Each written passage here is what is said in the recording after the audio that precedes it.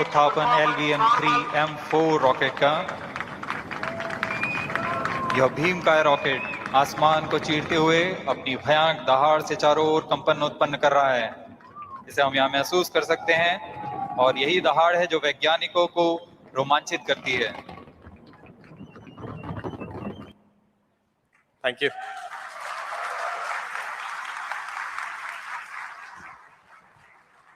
That's it? Okay. No, that is what showing off looks like. Again, as I said, the speech recognition is where it all starts. This is a very efficient model, little bit over 1 billion parameters, which can run real time, run with multiple speakers, run across languages. The same model supports all languages, so you don't have to deploy them separately. I think this is where it all starts in terms of generative AI. Of course, the next thing is you got to make the AI speak back to you, and that's where we have Sarvam Bulbul, which is our text-to-speech model. Whether you're experiencing it as a voice bot or a voice mode in a phone, this is what you actually touch. And this is what Sarvam Bulbul does. We now have built very natural, expressive Indian voices for a variety of use cases, right? Whether it is storytelling, whether it is a voice of a person in a contact center, whether it is someone acting a bit funny, all of those things are supported. These are low latency models which can support streaming, so you can actually stream the audio back, and they are production grade in terms of stability. This is very important because often you do not recognize that in these large language model-based tools, there is variation, and the variation can be high for audio synthesis. And we have focused a lot on ensuring that there is stability between generations of this audio, stability across multiple turns, stability across long tail of words, etc. So in terms of benchmarks, on the 8 kilohertz frequency, which is what you hear on a telephone, we have compared externally the preference of our model with models from other companies and clearly find that Sarvam Bulbul does much better. In fact, at the cost point it is available, it is a significantly obvious choice for all folks building with voice in India.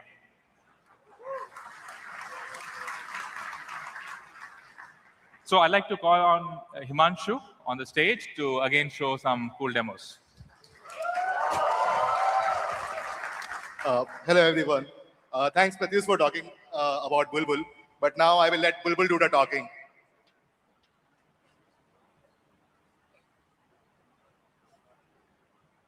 That was so funny, lol. मैंने जो किया उसके बाद मेरी हंसी रुक ही नहीं रही. But honestly, today was a bit much, yeah. Like, tell me, what on earth is wrong with Rohit? Every single time, full drama mode, one thing after another, and I kept thinking कि बस कर भाई, अब और नहीं. Please just spare me. But then, I don't know.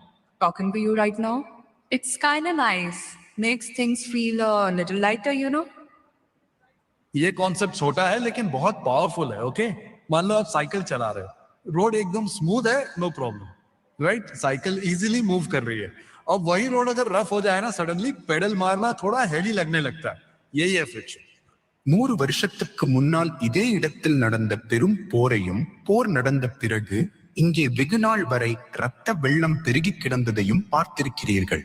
மனிதர்கள் எதற்காக இப்படி ஒருவரை ஒருவர் பகைக்க வேண்டும் என்று அதிசயிக்கிறீர்கள். So as you see, Bulbul can gossip better than your best friend. It can explain you topics in a way you wish your teacher did. And it can even narrate your native folklore stories, just like your grandparents. So see Bulbul in action.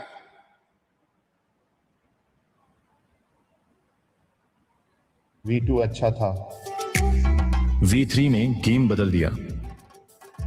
Let me show you how.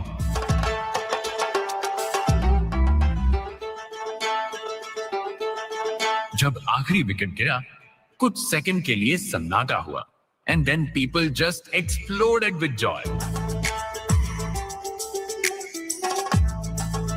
Object પર force લાગતા તેનું motion બદલાય છે. આ ન્યૂટને સમજાવ્યું હતું.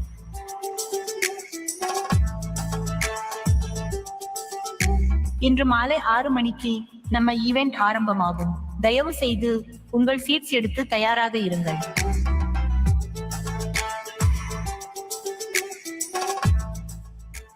আজকের এপিসোডে আমরা দেখব কিভাবে আর্টিফিশিয়াল ইন্টেলিজেন্স আমাদের জীবন বদলাচ্ছে।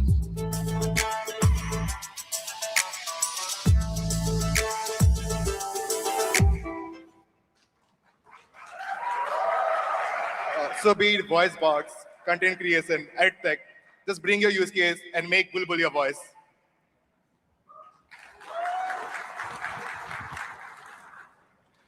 Thank you, Himanshu. Again, would like to recognize how important it is that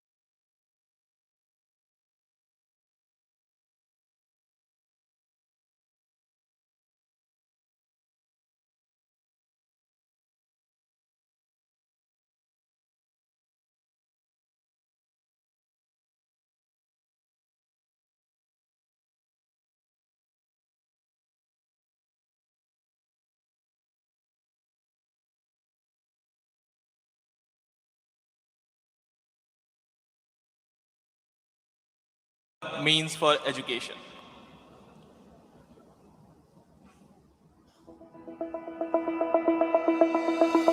Then we have the remaining 13 bits, in which the 12th bit is called the small a bit. Then the remaining 6 bits are compute bits. These 3 are the destination bit and these are the jump bits. फिर हमारे पास बाकी के 13 bits हैं, जिसमें 12वां bit small ए bit कहलाता है. फिर बाकी destination bit. அதன் பிறகு நம் மீதமுள்ள 13 பிட்ஸ் உள்ளன. அதில் 12வது பிட் ஸ்மால் ஏ பிட் என்று அழைக்கப்படுகிறது. அதன் பிறகு மீதமுள்ள 6 பிட்ஸ் கம்ப்யூட் பிட்ஸ். இந்த 3 డెస్టినేషన్ బిట్ மற்றும் ఇవై జంప్ బిట్స్. ఆ తర్వాత మనకు మిగిలిన 13 బిట్స్ ఉన్నాయి. అందులో 12వ బిట్ ని స్మాల్ ఏ బిట్ అంటారు. ఆ తర్వాత మిగిలిన 6 bits compute. So with 7-Dub, language should never be barrier when it comes to education. It's not just translated content, but transformation at scale. Thank you. Over to you, Pratish. Thanks. So this team did not want to show off so much. What they did earlier this month was to live dub the budget speech of the finance minister as it got telecast on live television. Right? There is no harder benchmark because the budget speech nobody gets to see. So we definitely didn't get to see the budget speech. It was live telecast. It had all kinds of jargon, numbers. It reached about 4.5 crore homes. And the kind of feedback that we received, there were examples where somebody said, for the first time I understood the budget as it was playing because I heard it in Hindi.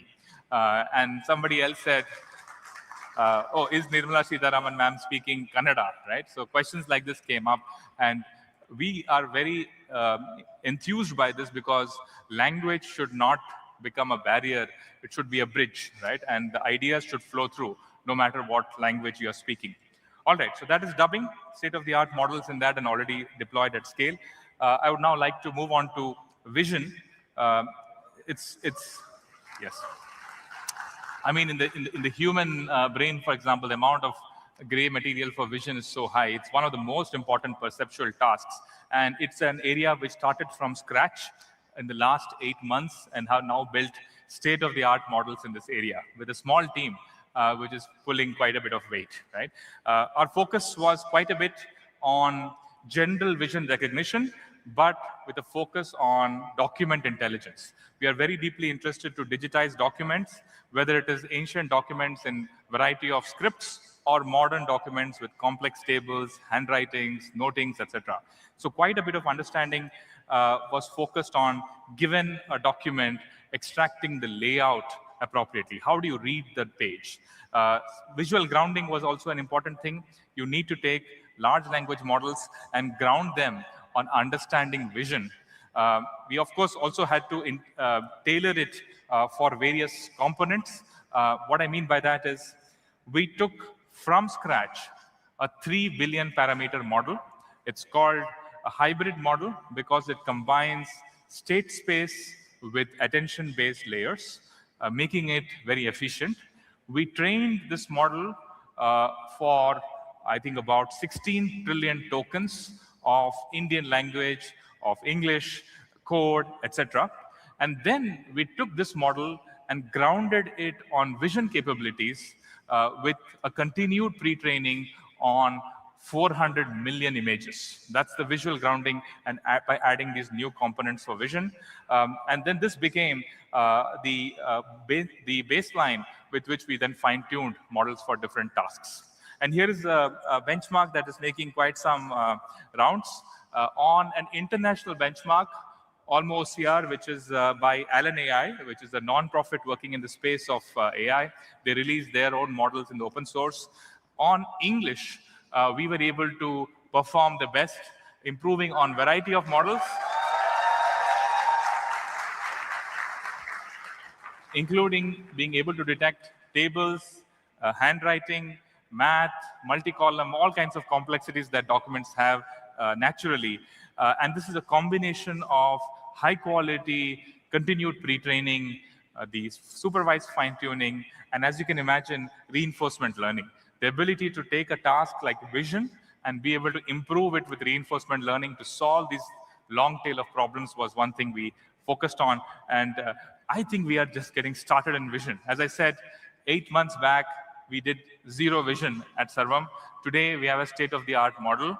And we are just getting started, and we feel very excited that we will build very strong models on all aspects of vision, including, for example, detecting what's happening through a CCTV camera. Also, on Indian languages, our lead is even higher.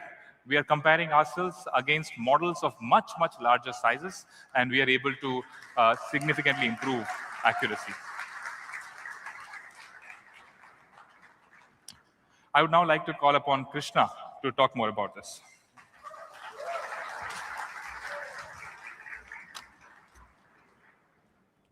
Thanks, Pratyush. Good afternoon. I would like to say, what is high-fidelity document digitization? It's not just a simple text extraction problem. It is much more involved. For example, there are several types of documents which have much intricate complexities, such as newspapers, government records, textbooks, and so on. All of these have to be identified for their structure and the content they have within them. So how do we do that? Firstly, we do document layout understanding. What that means is, given a document, we are able to parse where is a page number, where is a heading, where is a paragraph, where is a table, and so on.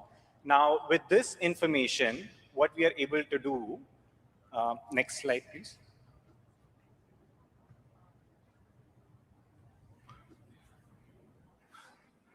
Yeah. So with this information, we are able to perform visual grounding and reading order predictions, which mean that given a complex newspaper with easily 100 blocks here, we are able to say what is the headline, what is the title of an article, and then say that is order number 1, 2, and so on, all the way unto 108 reading order. So with this kind of visual grounding and layout understanding, we've been able to put a very tight harness around the Sarvam vision model. So moving to the next example, in addition to all the harness that we have, we also do something called knowledge extraction. Most traditional vision language models and OCR models perform text extraction. What we do at Sarvam is much more advanced, which is knowledge extraction. For example, the chart present up there is not just extracted with the text there, but we are able to caption it in various languages and present them in Markdown and JSON and other complex formats so that downstream applications can easily ingest the data. And finally, with all of this architecture, we've also been able to solve some of the most complex handwritten documents, which on the left you see, this is a letter from Abraham Lincoln from 1800s. And this is from Dr. B.R. Ambedkar from early 1900s. And we've been able to digitize it with like almost 100% accuracy. And this is Sarvam Vision for you. Thank you.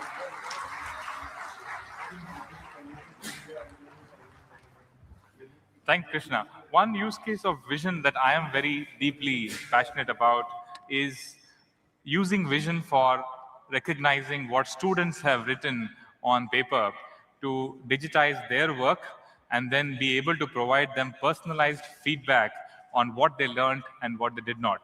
Because in the absence of being able to recognize actual human work, we are restricted to forcing students to always go through digital interfaces.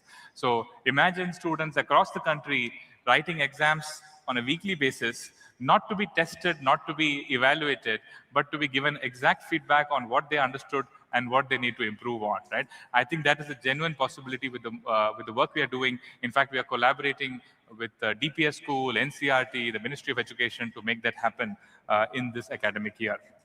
Now, I would like to talk about our large language model.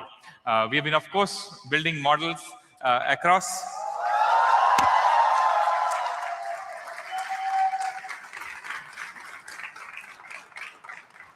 the vision model, for example, is also a large language model, but it is a 3 billion parameter dense model, again trained from scratch by us over the last 8 months. But it is important to scale up. And there are 2 other models that we trained, and we are talking about releasing them today. One is Sarvam 30 billion. This is a 30 billion parameter model. Of course, all of you know that the larger the model, the more the parameters in it. It is more capable, but of course, it is harder to train, takes longer to train, and longer to run in production as well. But 30 billion in today's time is a very small model. It is actually a mixture of experts model. It has actually just 1 billion activated parameters, meaning we have a 30 billion parameter model, but in generating every output token, it only activates 1 billion parameters. Other competitive models, such as Quen 30 billion, for example, have 3 billion activated parameters, right? So even in the mixture of experts world, we have gone towards systems which can be very, very efficient for inferencing. It supports a context length of 32,000, meaning that you can have long-running conversations with it, long-running agentic interactions with it. It is pre-trained, again, from scratch on 16 trillion tokens of text. This is a lot of tokens. So a token of text, think of it as about 2/3 of a word, right? That's a good estimate for English.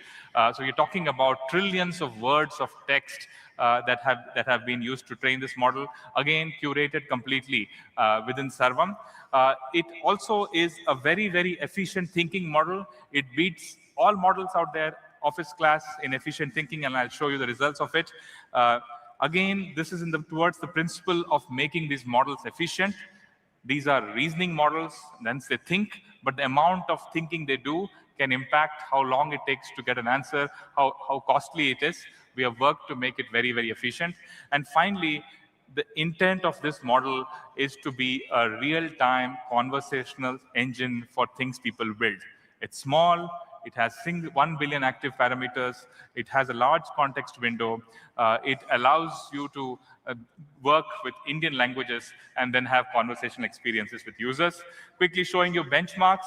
These are very popular international benchmarks on math, programming, knowledge, and you can see our model being compared across open models from different companies, and you can see that in variety of those things, the Sarvam model, Sarvam 30B, actually does exceedingly well.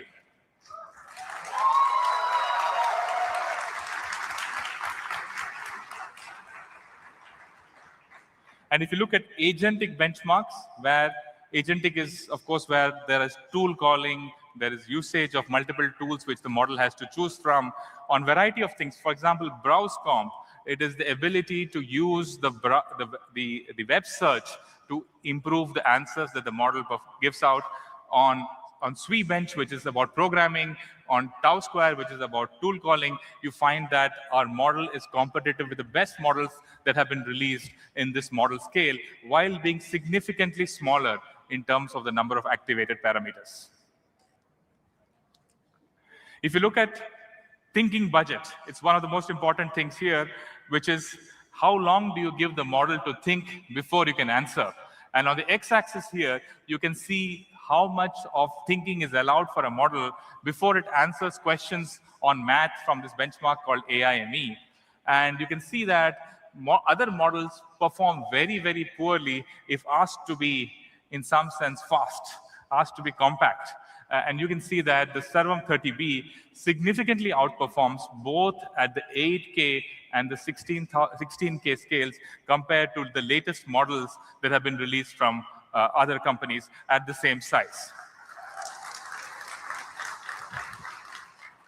I just would like to again bring this into focus to what we are doing. We would like to make AI work at a population scale, and being able to do it efficiently becomes a very, very core thesis. And things like this add a huge step up to how efficient these models are. I can actually deploy a model with much smaller token budget, achieving the goals which would otherwise be much more expensive.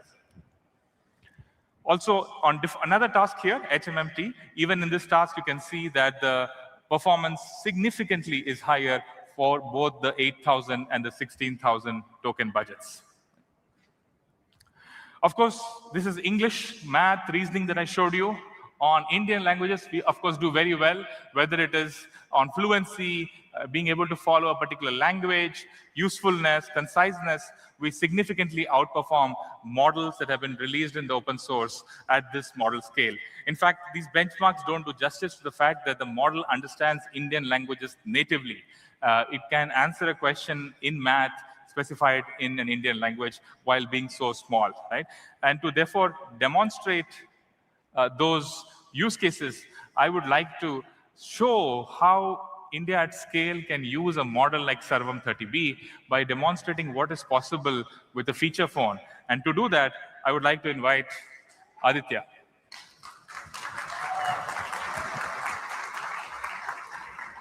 Thank you, Pratyush. Super excited to be here. Just wanted to, I think, referring to what Pratyush has said, I think we want to serve 1 billion Indians, and small efficient models are important for that. And what we have been able to do is plug this 30V model into a conversational AI assistant. And you can actually use the conversational AI assistant through a phone call. And that's what I'll be demonstrating.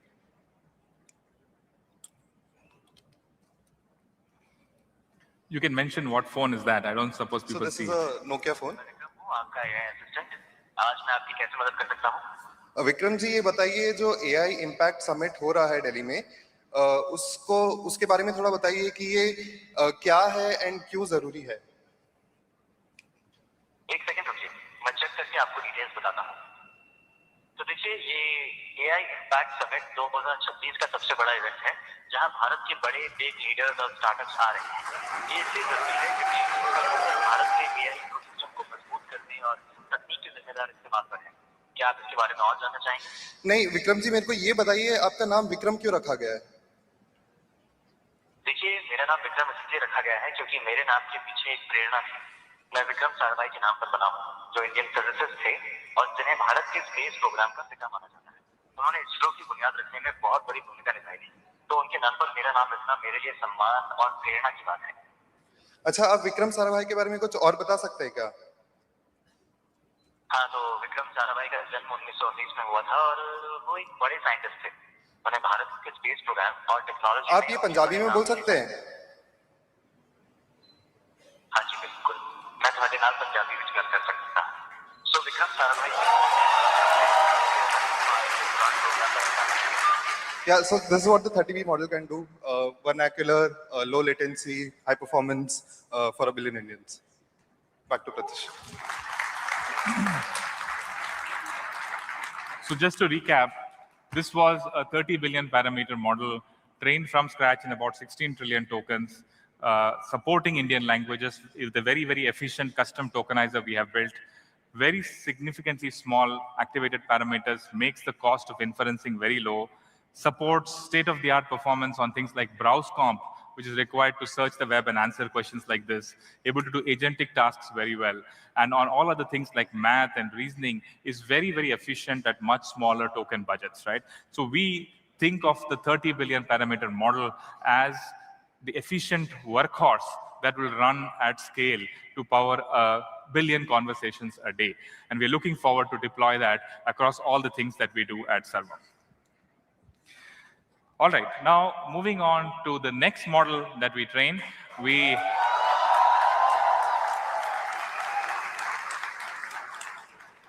So we trained a 105 billion parameter model. Now, this is also a mixture of experts model.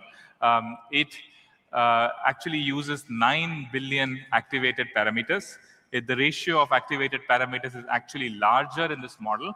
But the reason we did that is because it uses efficient mechanisms of what is called MLA to make inferencing more efficient at this size, such that it is roughly about 2 times more expensive than serving compared to the 30 billion parameter model. It has a larger context window of 128,000 tokens, therefore allows you to do more thinking and do more complex tasks. It is on par with most other open models and also with several closed source frontier models of its class. And it is also designed to do complex reasoning tasks very well. I would like to now show you some benchmarks. These are again hard reasoning benchmarks, GPQ at Diamond, AIME 25, Beyond AIME, HMMT, and MMLU Pro is a knowledge task.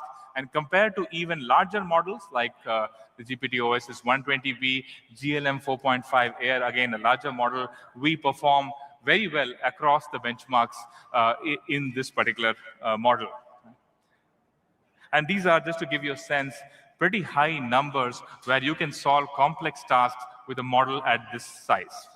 In terms of Indian language performance, you can clearly see that we perform much better than models of from other companies. In fact, even with something like Gemini 2.5 Flash, which is a bigger model, more expensive model, we find that the Indian language performance of this model is even better, right? On Live Code Bench, which is a programming task, we find that we are almost close to the best models out there at the model of this size, enabling this to be used also for software engineering, where you can fix smaller bugs, write smaller pieces of code with this particular model. On browse comp, again, something that we have focused a lot on, which is being able to search the web, we find that the model outperforms other models significantly, and hence will be able to effectively use search in grounding its answers. Right? In terms of agentic tasks where there is tool calling involved, we are able to show that the model actually outperforms different models at its scale compared to how they perform. We would like to welcome Honorable Education Minister to the presence. Thank you, sir.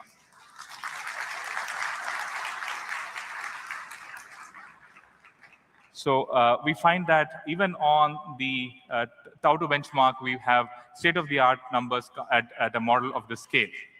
In fact, I should also mention that while this model is already performing this well and is state-of-the-art at various benchmarks, this model can go even further.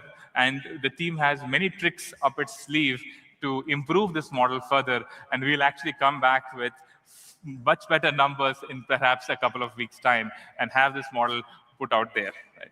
So, okay, with that background, I also want to again highlight that at this size, at 105 billion parameter model, just to put in context what this model can do, this model at this size on most benchmarks beats a DeepSeek R1 model released a year ago, right? Which was a 600 billion parameter model. We are today at this size able to do that. Of course, this is the fast evolution that these models are able to go through, but this was a model trained from scratch, 1/6 the size of that model, and today is now providing intelligence which is competitive to what DeepSeek was earlier. In terms of getting a sense of how this model performs, it is cheaper than something like a Gemini Flash, but outperforms it in many benchmarks. Right? With that background, I would like to call Ishan to show us some use cases with it.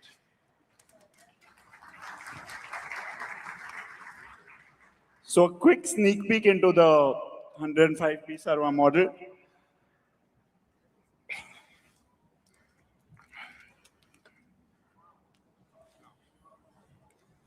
Okay, so here is an extremely complex task that has a company balance sheet uploaded and needs to do structured analysis. This includes a bunch of code execution where our own model is writing the code, and it is also being executed by our own code interpreter. This includes 2-3 hops, multi-hop reasoning, and as you can see, the data is shown on the left pane, an editable artifact, where it is performing analysis across 3 years of the balance sheet. So you can go ahead and ask whatever questions you want, as long as it has access to that code, it'll just keep doing it. Bringing it down a bunch. Here's a question that a lot of Indians probably have as a fast-growing four-wheeler market. As you can see, this is a thinking model. So it'll think, how do I analyze the user's query? And then it'll search the web as to where can I get this answer? Whatever sources it likes, it can go and get a lot more information from them before summarizing the entire thing. Pause. Okay. Now, this is a quick video about, so a bunch of us actually think in our native languages, but we go on. Can someone pause this? Oops. Can you pause this? Yeah. So a lot of us think in our native languages, but we write it in Roman scripts. And hence, here is a student struggling to learn trigonometry and asking about the basics in their own language. As you can see, it writes down everything and puts it down in a nice format in a table. Can you play?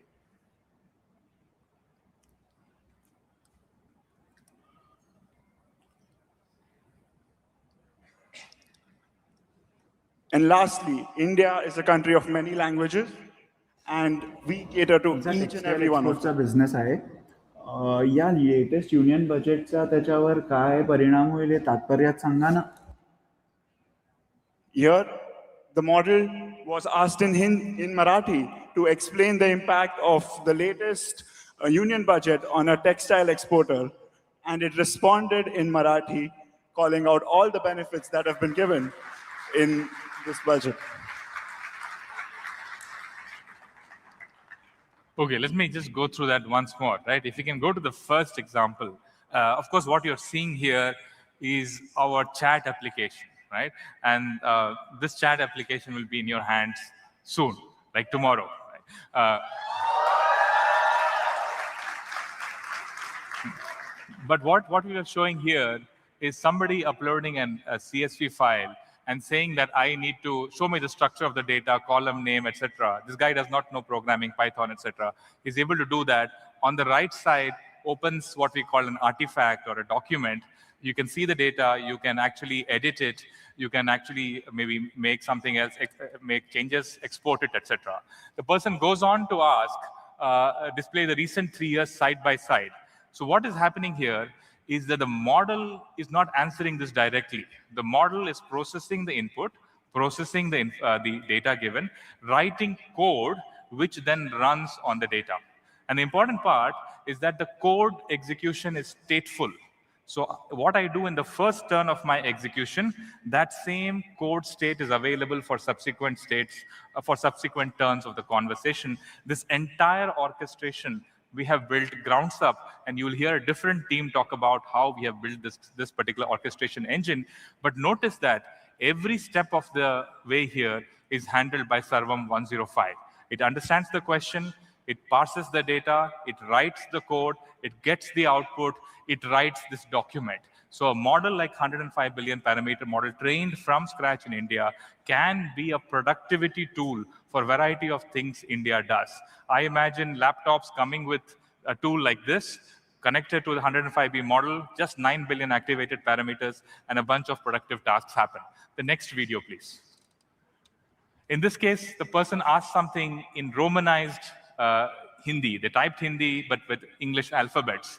And the answer comes in the same style. It's, of course, a question about trigonometry, and I have to think a little bit to see if it is all correct, but you are able to get answers. We genuinely believe that for education, this can be a very important tool where students can write about their questions. And because the model is very strong on reasoning, as strong as DeepSeek R1 was the 600 billion parameter model last year, it is quite capable in answering questions end-to-end, both with scientific reasoning, with grounding in terms of knowledge, etc.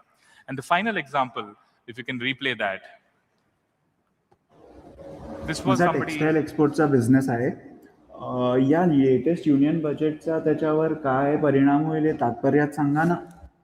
So you can, of course, use voice to write a question, because sometimes people find it hard to type it. And because the model has been trained on trillions of tokens of all Indian languages, it is able to respond back in that particular language, and you can continue the conversation. So that is Sarvam 105B model, a very capable model in terms of reasoning, math, coding, but at the same time, very capable of working with Indian languages. If combined with the agentic orchestration that we will show you, this can become the productivity workhorse for what India will build. That is Sarvam 105B.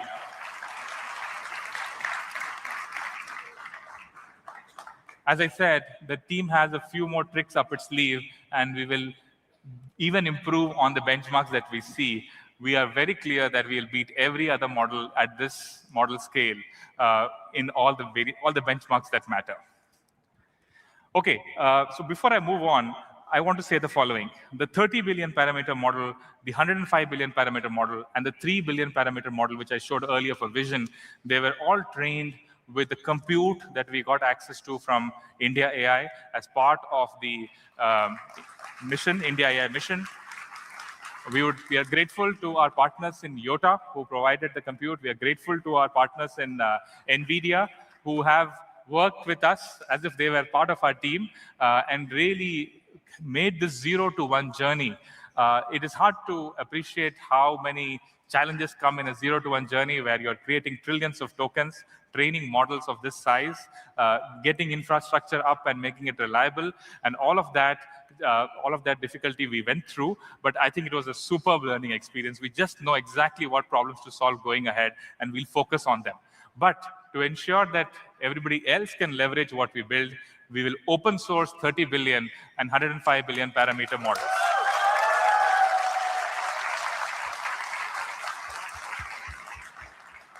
We would genuinely like to make this a community effort where people are using these models, are able to build agentic applications for their own apps, able to build conversational experiences with this, and we take that feedback and keep improving it. As I said, it's very, very small models for perception, small models for real-time conversations, and larger models for productivity. The journey does not stop here, though, for models. Of course, one can build even larger models. One can build a trillion parameter model. One can build from all likelihood, the largest models out there are multi-trillion parameter models. We want to be mindful in how we do the scaling. We don't want to do the scaling mindlessly.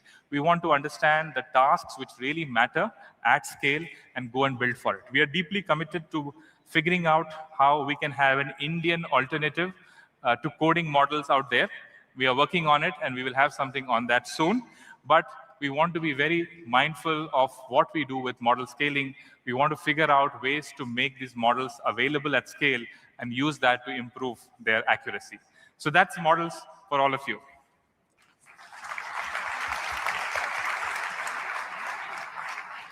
Okay, so that was models, but all these models need to be working with applications, and it is these applications that provide us the clarity, the insight about what to make these models good on. And that is where we have focused quite a bit on applications, and I'm delighted to let the different teams that have built these applications present them to you. The first one is Sarvam for Conversations. Conversations, voice AI, I think has graduated from being a product, a platform, to actually being infrastructure. Just like we think of HTTPS protocol as infrastructure and we build on top of it, we should be thinking about voice AI as general infrastructure on top of which people can build variety of experiences. And towards that, we have taken a very strong step with Sarvam for Conversations, for which I would like to invite Meenakshi and Shubham to present it.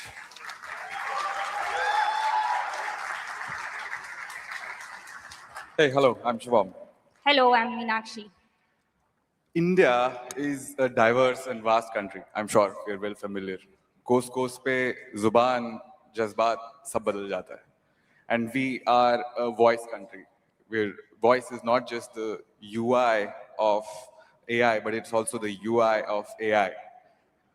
And I'm sure you would have understood that conversations in India can probably start with somebody yelling in the background, a baby crying in a traffic jam, and still the conversation can end with, "Haan, theek hai, kar do," right? This is where autonomy is stress tested. This is the stress test of AI. And building any conversational agent that does any work for you is not a demo sport. I'm sure a bunch of you would have seen some demos, built some POCs, tried out yourself. It's a deployment sport, it's a contact sport, it's hard. And the difference between a drop-off and trust is one word: empathy. The difference between something being fully in control, something going off the rails, is governance. Who can access it? Did somebody really access it? Where do I see all of this data? These are the problems that need to be solved for conversational AI to be truly real for India. So with this in mind, we built out the Samvad platform with the goal of making every conversational truly personalized to the billionth Indian absolutely reliably. And I'm sure a bunch of these things, I'm sure you would have seen. Let me take a deep breath and show you around. With Samvad, you can actually build out a human-like, natural conversational agent that can speak the language that India speaks in 22 scheduled languages of India, deeply embedded in the organizational fabric of any organization is something that comes naturally, comes built in, not bolt on. This is also something that understands where and when a citizen, a customer, a partner lives in the context of your organization. With this, we built out Samvad to be fully in-house, the full stack of AI that uses the state-of-the-art models, Saras, Bulbul, and the sovereign models that you just heard of, to have that deep sense of control that every organization needs to deliver that truly personalized conversations. And Samvad would allow you to scale elastically to whatever your organization demands. It is built with fundamental principles of self-improvement in a truly governed system, with Indian unit economics truly at heart. And enough of speaking, I'll probably let a demo do the talking. And this will probably be relevant to somebody who's much like you, high productivity. Hey Siri, call Swiggy Instamart, please. Calling Swiggy Instamart Mobile. नमस्ते, मैं Instamart से श्रेया बात कर रही हूँ। आज मैं आपकी क्या मदद कर सकती हूँ? जी मैं घर पे एक पार्टी होस्ट कर रहा था 3-4 लोगों के लिए, तो कुछ सामान मंगाना था। ठीक है, सबसे पहले क्या आप अपना डिलीवरी एड्रेस कंफर्म कर सकते हैं? जी हाँ, जो मेरे घर का एड्रेस है ना, वही। ठीक है, आपका घर का पता कंफर्म हो गया है। बताइए आपको क्या क्या चाहिए? पहले तो 3 पैकेट कुरकुरे, 4 पैकेट लेज और 2 पैकेट नाचोस भी कर दो, और नाचोस कर रहा हूँ तो साल्सा डिप भी कर दो। ठीक है, मैंने आपके कार्ट में 3 पैकेट कुरकुरे, 4 पैकेट लेज, 2 पैकेट नाचोस और साल्सा डिप ऐड कर दिया है। और कुछ चाहिए? जी अभी के लिए तो याद नहीं आ रहा कुछ और।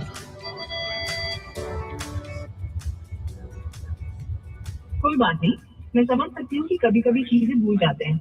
एक प्रो टिप दूं, अक्सर लोग स्नैक्स के साथ कोल्ड ड्रिंक लेना भूल जाते हैं। क्या आप कुछ कोल्ड ड्रिंक भी ऐड करना चाहेंगे? हाँ यार, ये तो भूल ही गया था। एक 2.5 लीटर वाली कोक की बॉटल भी डाल दो। डोंट वरी, मैंने आपके कार्ट में 2.5 लीटर कोक बॉटल भी ऐड कर दी है। तो अब आपके कार्ट में है 3 packet Kurkure, 4 packet Lay's, 2 packet nachos, 1 salsa dip और 1 कोक की 2.5 लीटर बॉटल। आपका टोटल बिल 308 रुपए होगा। क्या आप ऑर्डर कंफर्म करना चाहेंगे? हाँ जल्दी से कर दो। ठीक है, आपका ऑर्डर प्लेस हो गया है और कुछ ही देर में आप तक पहुंच जाएगा। इंस्टामार्ट इस्तेमाल करने के लिए धन्यवाद। आपसे बात करके अच्छा लगा।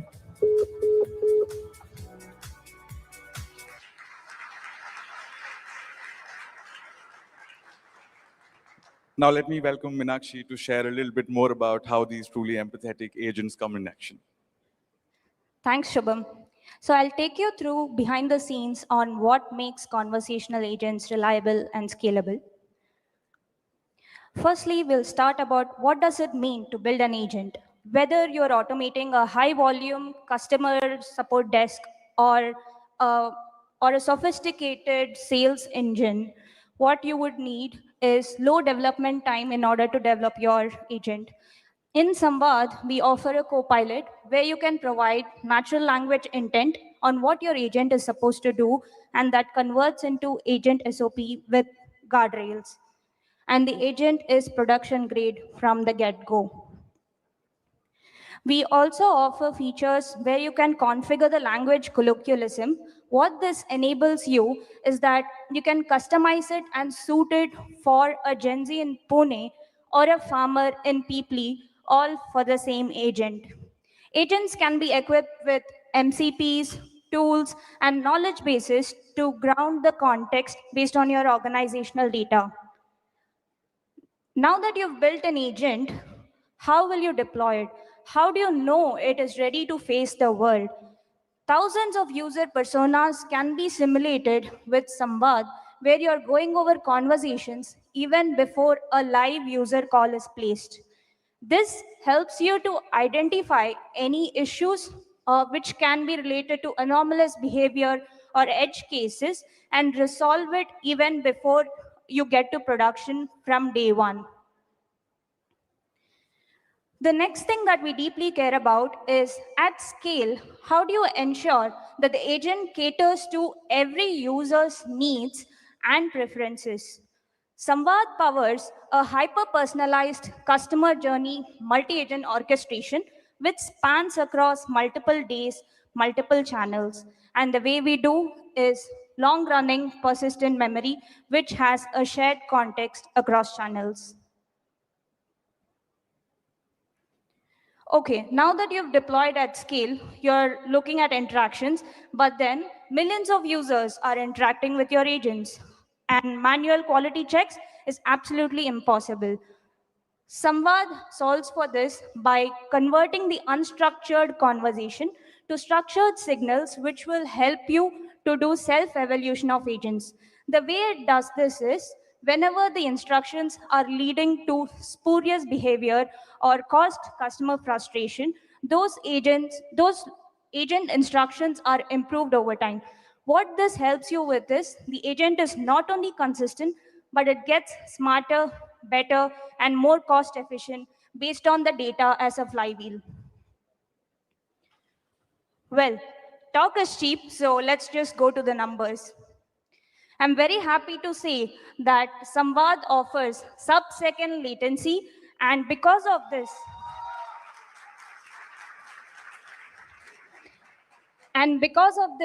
our customers are able to go live within a day, and we are already powering 100 million interactions, and the customers are also able to realize 10x ROI. In fact, the demos that you've seen today are all powered by Samvad, and we are using the underlying state-of-the-art models, Saras, Bulbul, and our sovereign LLMs. With this, I'll hand it over to Shubham. Yeah, I'd like to share some more numbers. So thanks to your technology that you've been cooking for a while now, we've actually grown 3 times every quarter, and we've crossed 1 million interactions per day. We actually hit 2 million a couple of days ago as well. And that, I think, is truly called exponential scale, and that is what we really like to take pride in building for population scale solutions as well.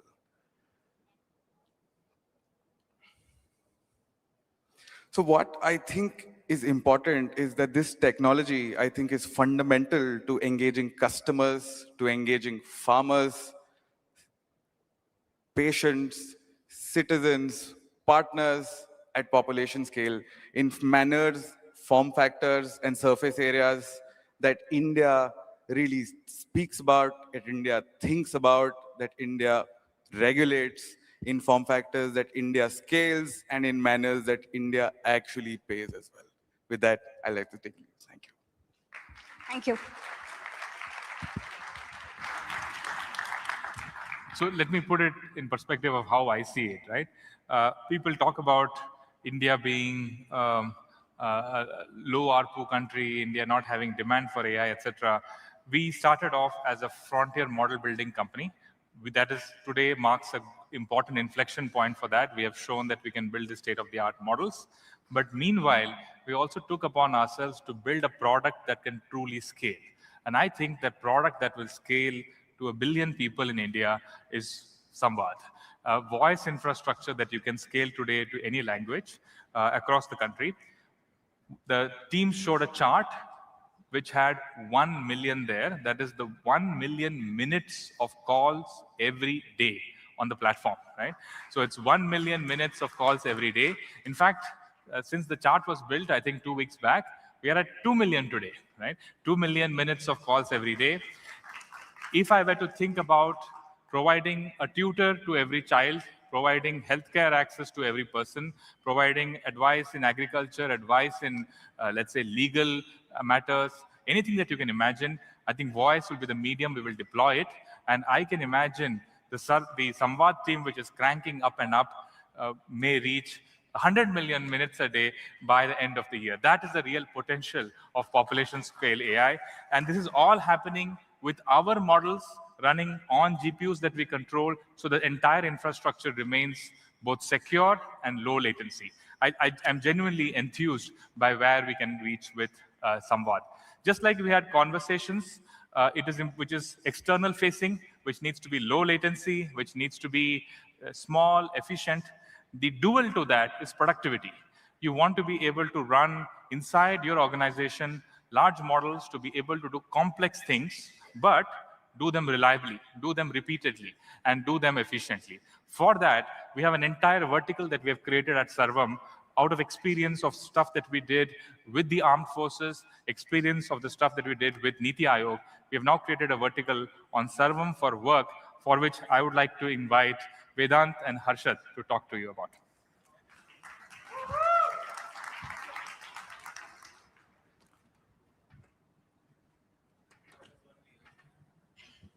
Hello, everyone.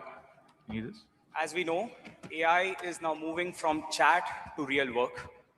It is touching your internal systems, moving money, talking to your customers, and representing your brand.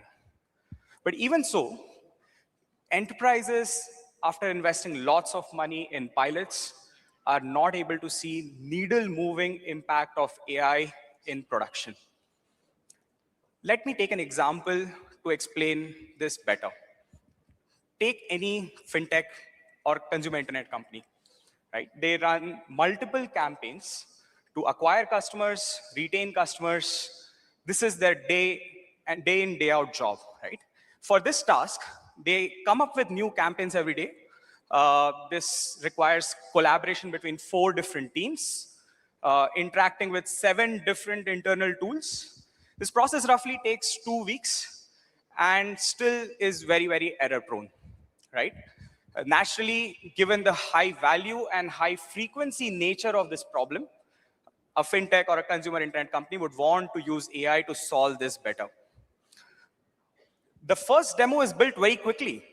It takes a week. It is 80% there.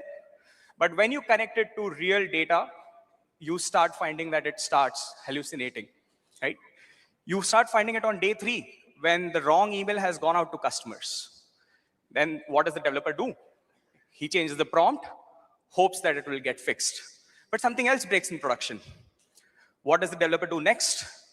Maybe changes the model, puts a bigger model after this, maybe adds a retry loop, and what he sees is the same user is getting multiple emails, or worse, multiple rewards. Why is this happening? Models are not the problem. Models are already better than most developers out there, winning gold medals in maths Olympiads. It is the system around the model. There is no way today to control how AI is behaving in production. Let us double click on that, right? AI is fundamentally probabilistic. When you ask the same question twice, it can do something else. It may stop midway without any reason, right? And the only lever this developer has to make AI work in production is prompting and praying, right?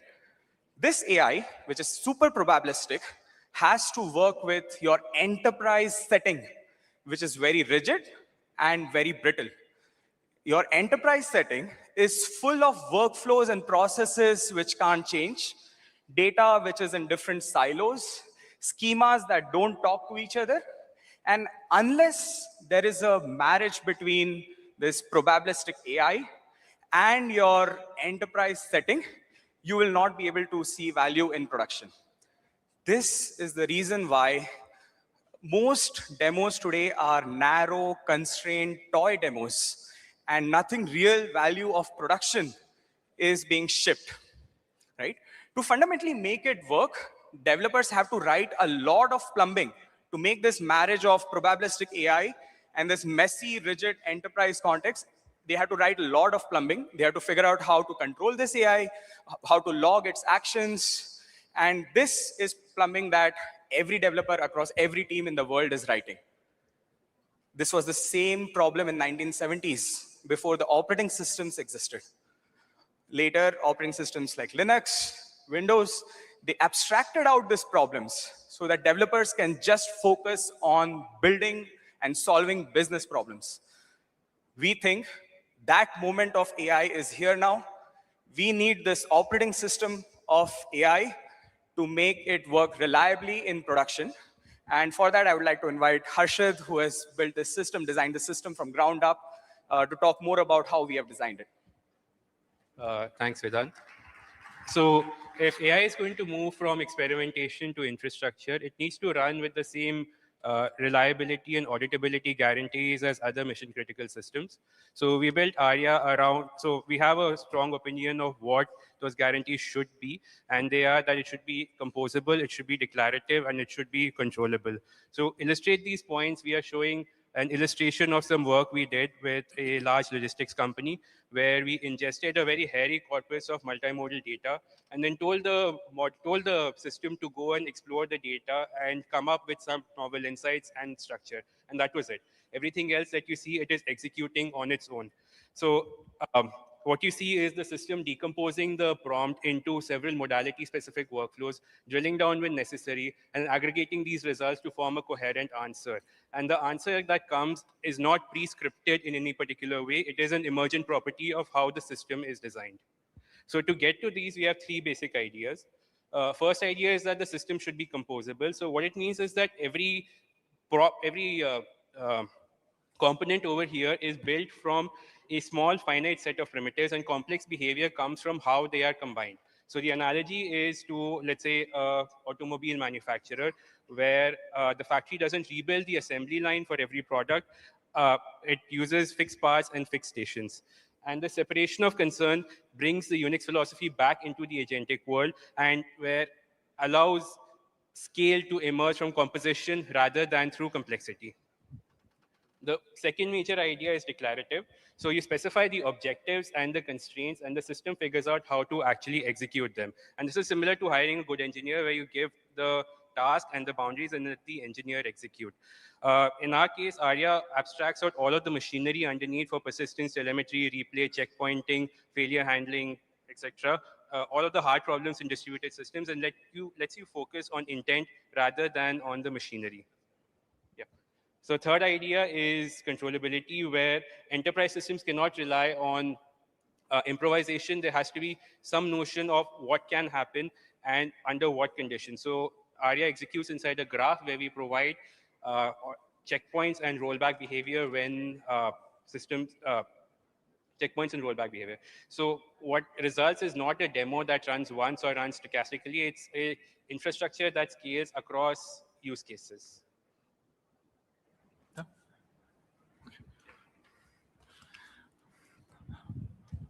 Okay, slightly different, I suppose. You heard a lot of text. Let me frame this how I see it. Right, the models are getting better and better, but you might have heard the MIT report that 90% of AI things fail.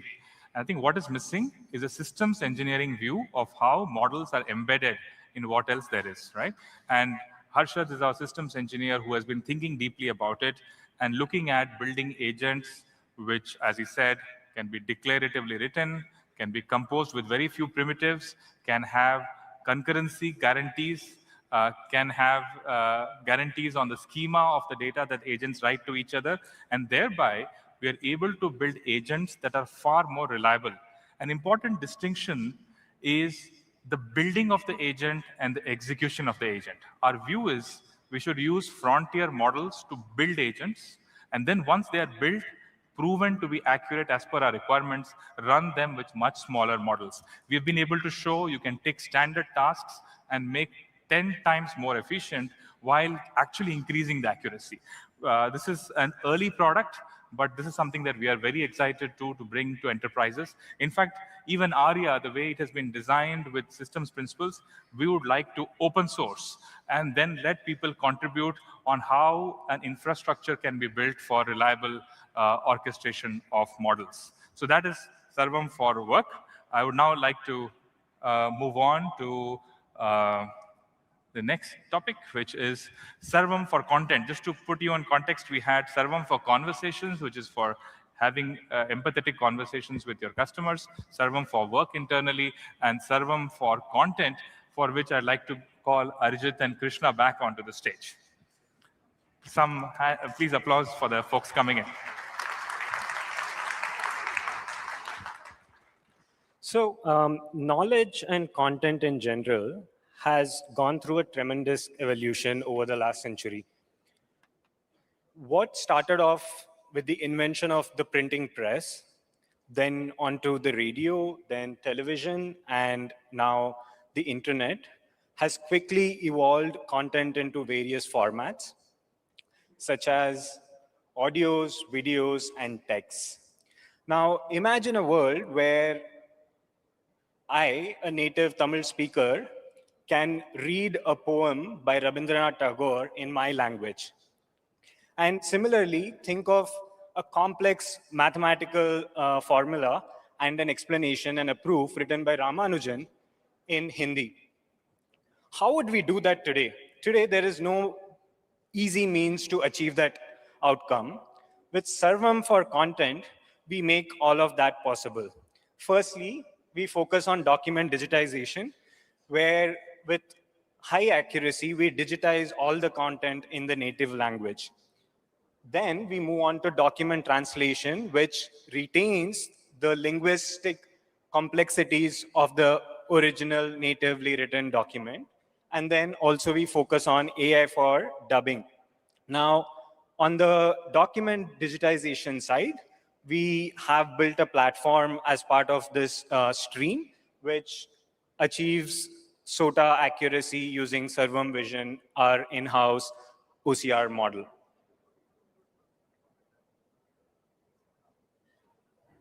A culture is preserved only when people can read, debate, and build upon its ideas.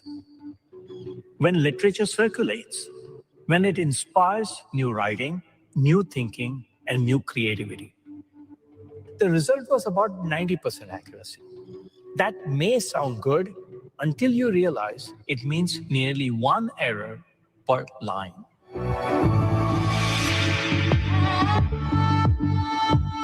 My name is Raj Mashwala, and I'm a co-founder of an NGO called the Ekatra Foundation. Ekatra partnered with several large technology companies to build unique OCR systems. Very quickly, though, we ran into hard realities. That is when we partnered with Zoho. The technical solution is a pipeline of specialized models. First, the system understands the structure. Then it recognizes the text within each block in context. It also provides a workbench where proofreaders can give high-level agentic instructions. Instead of correcting every single character, we have moved from 1 error per line to 1 error every 10 pages for mainstream books. But the progress will never stop. We have reached a level of accuracy in both character recognition and layout detection that makes large-scale processing practical and affordable. With Sarvam's OCR AI, we are no longer just preserving literature. We are returning it to the people. Readable, searchable, and alive.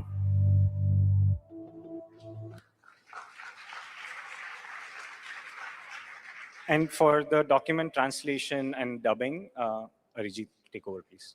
Thanks, Krishna. So we saw how document digitization.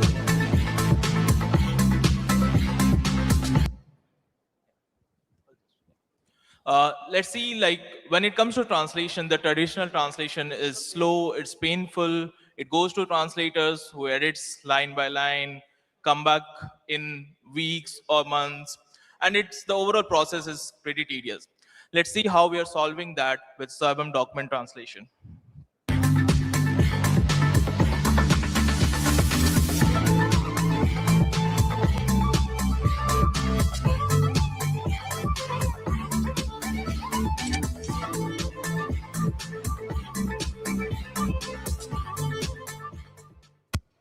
So not just translation of the content, but the contextual nuances, the terminologies, the layouts, all of it is preserved on the studio with option for publishers, editors to go over the content, proofread it, give it their own writing style, and make these documents published ready within days, not months, right?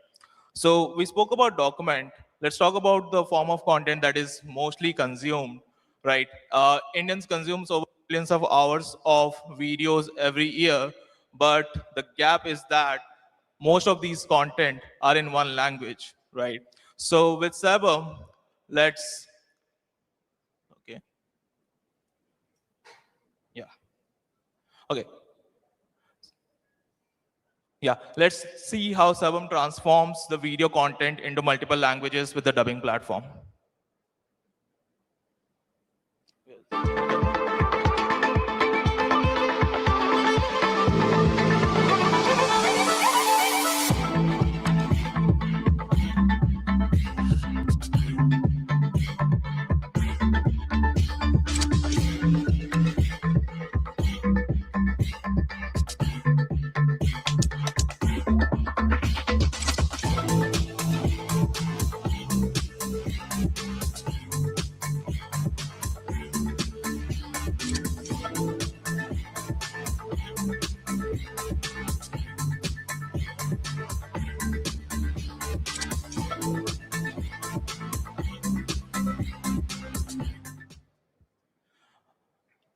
So with 7 for content, we are transforming and reaching millions of Indians in their own language.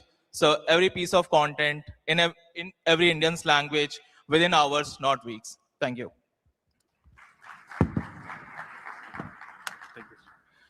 Okay, cool. So we showed you a variety of applications for conversations, for work, and for content. And all of these are built on the models that we have showed you. But we are excited to be building this layer and interacting more with developers and companies across the board. The final thing that is required to make the sovereign AI stack come together is infrastructure, which is being able to train these models, being able to serve these models efficiently.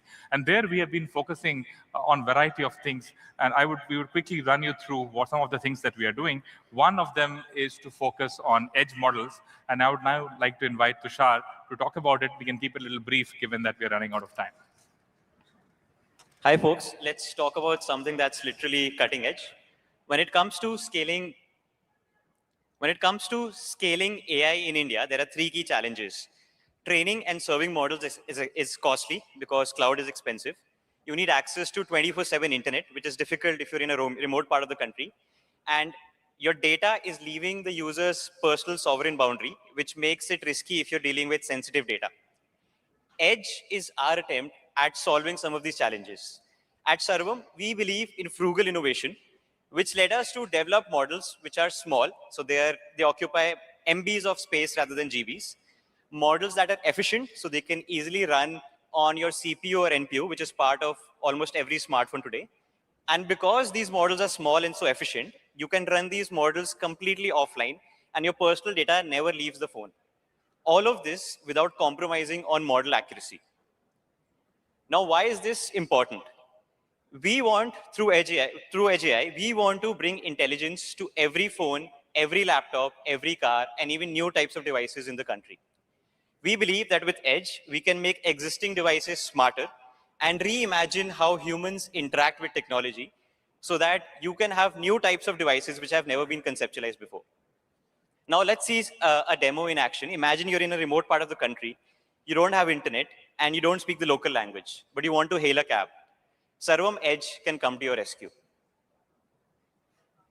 अरे जलजीत, सोचो अगर भारत के 2 अलग कोनों के लोग ऐसे बात कर सकें जैसे पड़ोसी हों। ये अब हमारी ऐप करती है। ഇന്ത്യയിലെ 2 വ്യത്യസ്ത കർത്തവ്യക്കാരായ ആളുകൾക്ക് അയൽക്കാരെ പോലെ സംസാരിക്കാൻ കഴിയുമെങ്കിൽ അത് ഇപ്പോൾ ഞങ്ങളുടെ ആപ്പ് ചെയ്യുന്നു. ശരിയാണ് പ്രതീക്, താങ്കൾ ഹിന്ദിയിൽ സംസാരിക്കുന്നു, ഞാൻ മലയാളത്തിലും. എന്നിട്ട് നമുക്ക് പരസ്പരം മനസ്സിലാക്കാൻ കഴിയുന്നു. विशेष बात है, आप हिंदी में भी बोल रहे हैं, मलयालम में भी, फिर भी हम एक दूसरे से बात करते हैं, समझ में आ रहा है. So these are models completely running on device, allowing you to seamlessly interact with someone who doesn't speak your language. Now, we realize that we cannot do all of this on our own. So to bring AI to you, we are fortunate to partner with 3 leading companies who've enabled us to bring AI to your hands. First, I'm proud to announce a partnership with Qualcomm, where we've optimized our edge models on Qualcomm chipsets, allowing us to be in almost every device around you. Let's see how this works.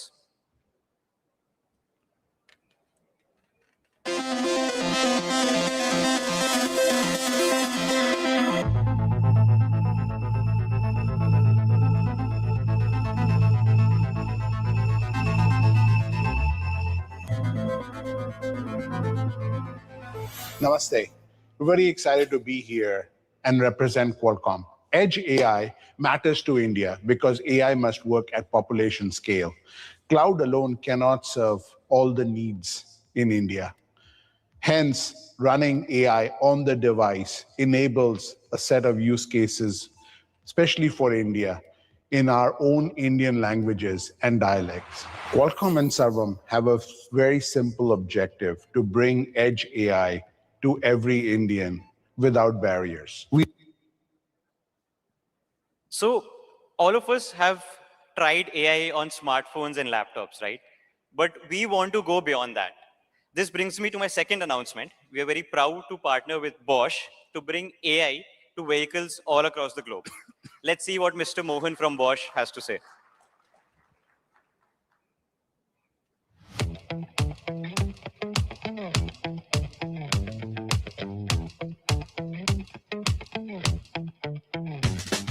क्या हम घर तक पहुंच जाएंगे या हमें कहीं रुकना चाहिए? अगर हम पावर सेवर में ही रहे तो आराम से पहुंच सकते हैं। क्या मैं पावर सेवर मोड ऑन कर दूं? हाँ, वैसे इस गाड़ी का मेंटेनेंस करे काफी टाइम हो गया है। पिछली सर्विसिंग कब की थी? आपका लास्ट मेंटेनेंस मार्च 2025 में हुआ था और तब से आपके 50,000 किलोमीटर से ज्यादा हो गए हैं। क्या मैं अपॉइंटमेंट शेड्यूल कर दूं? इस वीकेंड को सुबह घर के पास के सेंटर में कोई स्लॉट बुक कर दो। जरूर, मैंने संडे सुबह की अपॉइंटमेंट बुक कर दी है।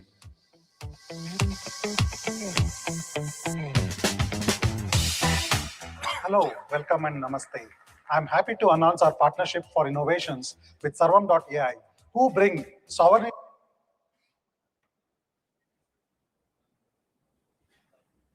So far, we've discussed about bringing AI to existing devices. We thought, why not try to imagine a new device powered by AI? In India, about 10% of the population still uses feature phones, and hence they cannot access generative AI. We decided to partner with Nokia HMD to bring India's first AI-powered feature phone so that we can get AI to the last mile India. Let's see what Mr. Ravi from Nokia HMD has to say.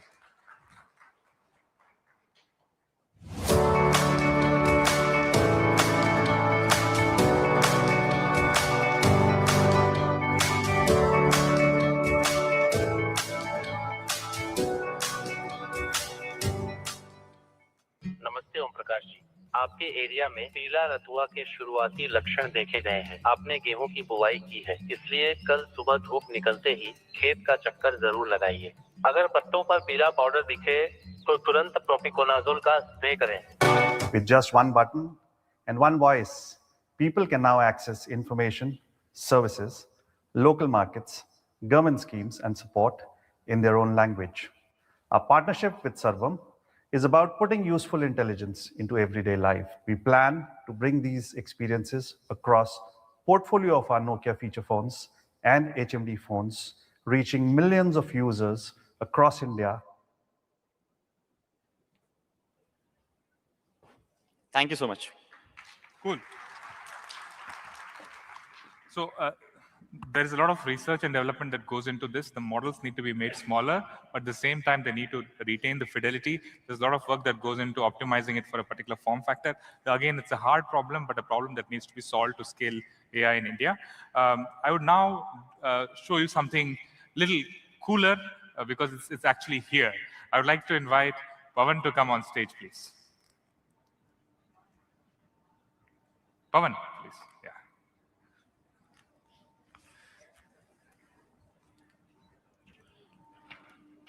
Yes, over to you. Thank you, Pratyush. Hi, everyone, and thank you very much for joining us on this special day.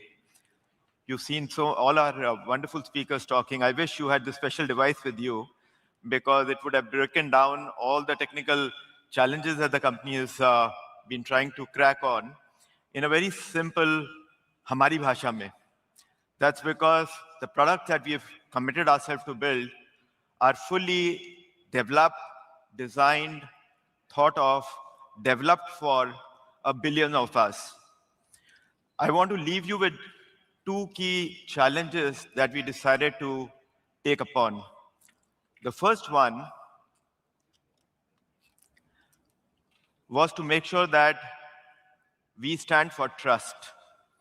Our Honorable Technology Minister made the statement saying that all 5 stacks of AI are fully developed here in India, and we stay true to that commitment. It's sovereign at every layer. The products that we are talking about will be designed and will be soon in production in factories near you, and with use cases for 1 billion voices. And you know what is very interesting is, as I was listening to all the speakers and Pratyush, I wanted to make this appeal. Please talk to us. Talk to us in Marathi, Gujarati, Assamese, because now we can. Tell us what you want. Tell us the kind of products you want. While today we will let you know of 2 very interesting products that we bring for you. I think soon enough we'll play a small AV. But the fact that with Sarvam, we can. You can talk to us with your emotion, your language, and it will all come to us, and it will help us to create bigger journeys, more emotional journeys for you. These products are designed for everyone from every part of the world, thinking about security, thinking about our defense forces, thinking about our farmers, but also thinking about all of us, because we in India, we don't necessarily work out of our offices, in fancy glasses and air conditioned. We are always on the move. And these are the smaller nuances that we picked up to design our product. In fact, what you see, what I'm doing right now, is I'm capturing those emotions with all of you right now with the product that I'm wearing. So these are no more concepts. These are products that we have. I'm wearing one. I have this ring, which is a healthcare ring, and it's also controlling all my devices, controlling my phone, it's controlling my eyewear that I'm wearing. And it's captured this whole moment. And maybe I can show you as we go along. So this entire conversation has been captured. It's now processing, it will analyze, and it will create a beautiful summary in the language in which it has been spoken. And you can then ask these summaries to be documented. Now think of these as we go to work, as we go for our sales journeys, how all this information is captured and help us to create deeper analytics. That's the story for today. Let me ask someone to play the AV for you so you get a better experience of these products.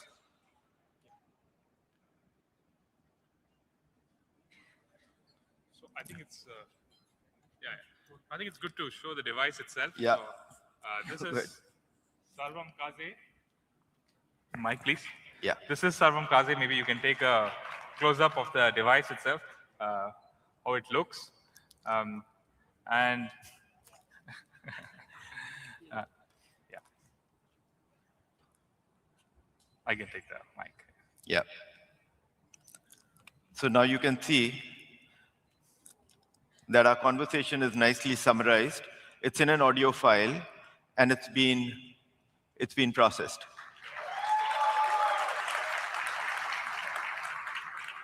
Great. No, I would like to say a little bit more about this particular point, right? So I think Pawan showed the stack. We need sovereignty at all layers. And the device is a layer which is where the experience of these models comes through.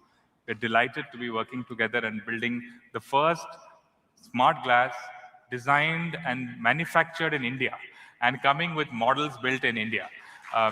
And unlike maybe the glasses that have been around for a couple of years, which can, you can talk to them, you can call a particular company's AI, this is actually a builder's device. You can build with the Sarvam platform different agents and then deploy it here. What Pawan showed you now is what you can do when a salesman goes and talks to another person. You can record the conversation, summarize it, get insights. But a variety of things could be done. Imagine law and order, imagine feet on the ground, imagine gig workers, imagine people on the move using this. We are delighted to bring this to you this May, all built in India. Thank you, Pawan. Thank you, Pratish. All right.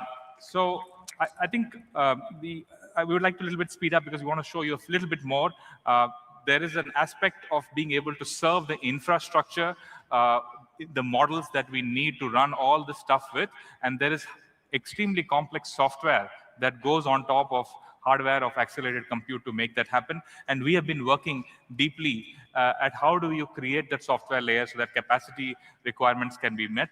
We have worked with NVIDIA very closely to build a system called Prava, by which we are able to create a token factory. Really, AI requires factories, and these tokens need to be manufactured with the precision, the efficiency that which factories work with. We've built technology whereby you can have GPUs in multiple data centers, and they can all be aggregated to serve models. We believe this is a single most important problem to solve to actually make AI like UPI, AI that is available to everybody at a fraction of a cost.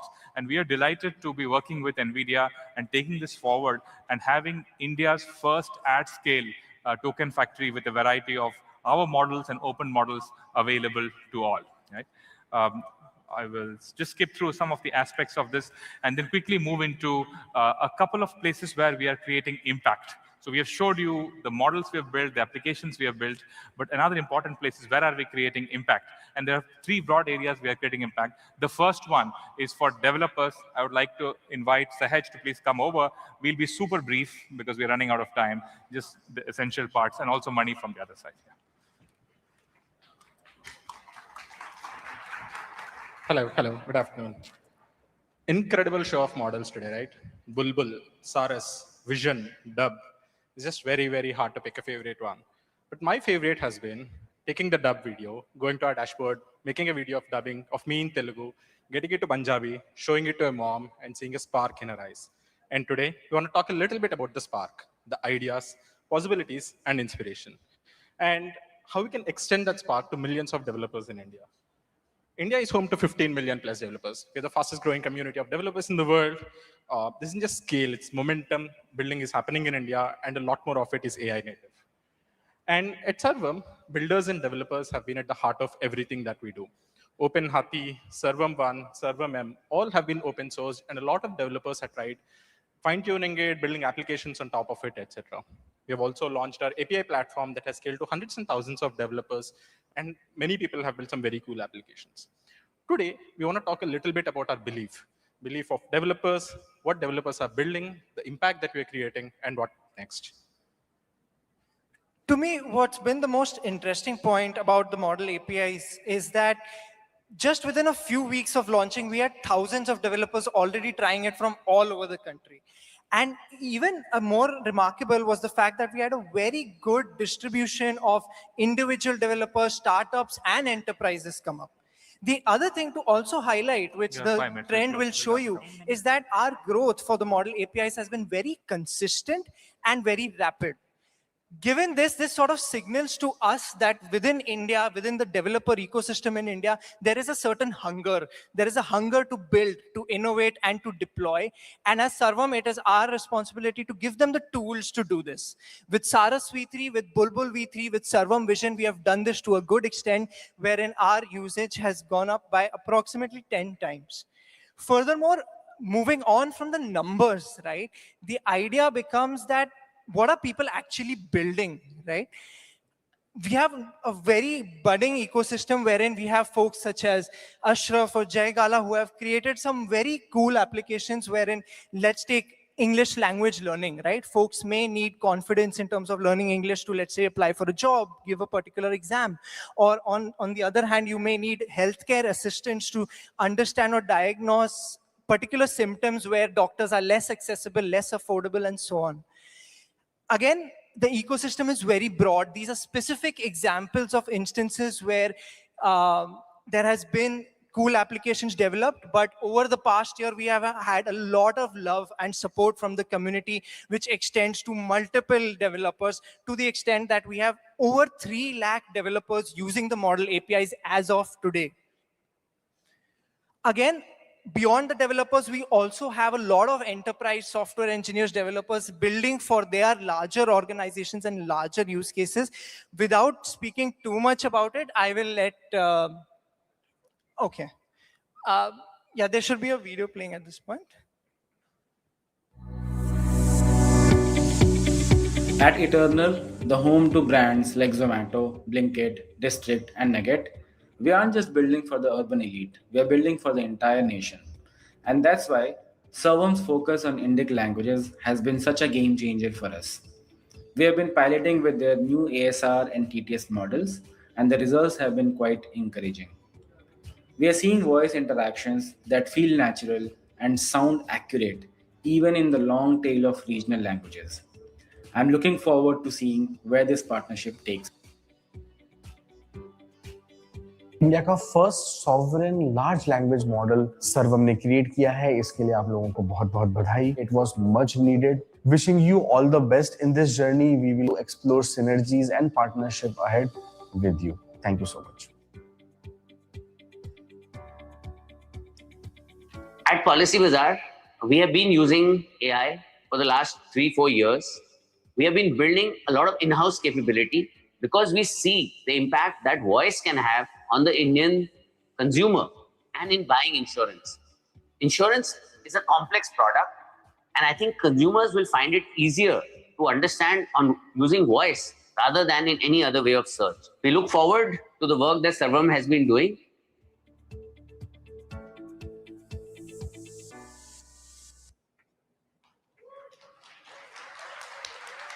Hey, I want to talk a little bit about the belief that we have for developers. Keep it very quick. One, we want to meet developers where you already are. So if you're building applications in India, we are available on APIs, SDKs for JavaScript and Python. We also have integrations with LiveKit and Pipecard if you're building voice applications. Second, the control stays in your hand. We provide a lot of parameters, steerability for the models that we have. Each use case is different, and we want to put control in the hands of developers, parameters, everything that's available.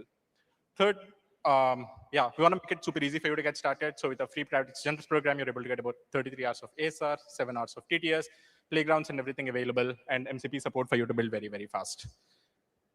And last, I think we're very enterprise grade in the way that we deploy things. So all of your data never gets used in training, very high uptime, reliability, and scalability. Okay, now I just want to touch on a little bit more about extending the belief in developers beyond the APIs and models and how we want to founders early. We are founders at heart, we are backers, developers, and we want to make sure that we are providing the right platform for people to have a head start. And so when we are discussing, I think Pratyush and Vivek have come up with the idea of how we can enable a startup program that can enable developers to get started very, very fast. And so I went to Pratyush and I said, hey Pratyush, how about we announce 1 lakh in startup credits for developers? Pratyush looked at me and said, thoda aur karte hai. I said, 5 lakhs. He said, maybe thoda aur. I said, 10 lakhs. Then I went to Vivek, and Vivek said, maybe we can do a little bit more. I said, do you have 50 lakhs in mind?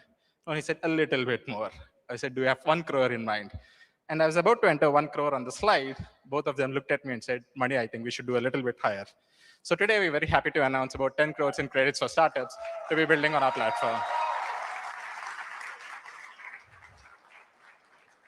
So this is specifically applicable for startups and early builders who are building for India and on impact use cases. Select startups can apply at sarvam.ai/startup credits.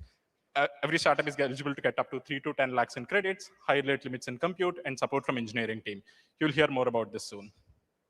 And folks, that's not all. Given all the love and support that we have got for Bulbul V3 and Sarvam Vision, we have made sure that for the rest of this month, both those models are going to be available at absolutely no cost. So please feel free to try them, build cool applications with them, and scale them up. Furthermore, for the rest of this month, for every credit that you purchase, we will back it up with an additional credit. So you will receive twice the value on any purchases that you make. So folks, this is the time to build. This is the time to innovate. Use the Sarvam APIs, and with the incoming sovereign models, the opportunities are endless. Thank you so much. Over to Pratyush. Cool. Looking forward to what India will build with all the different tools. In fact, it is very gratifying to see people come back. I was today in an interview in a TV program, and the person who was a media person there said, actually, I've used your models for doing something, right? So I think the diffusion of the technology, once it is easy to consume, becomes very interesting. We would now like to talk about enterprise, and to do that, I'd like to call upon Shruti. Claps, please.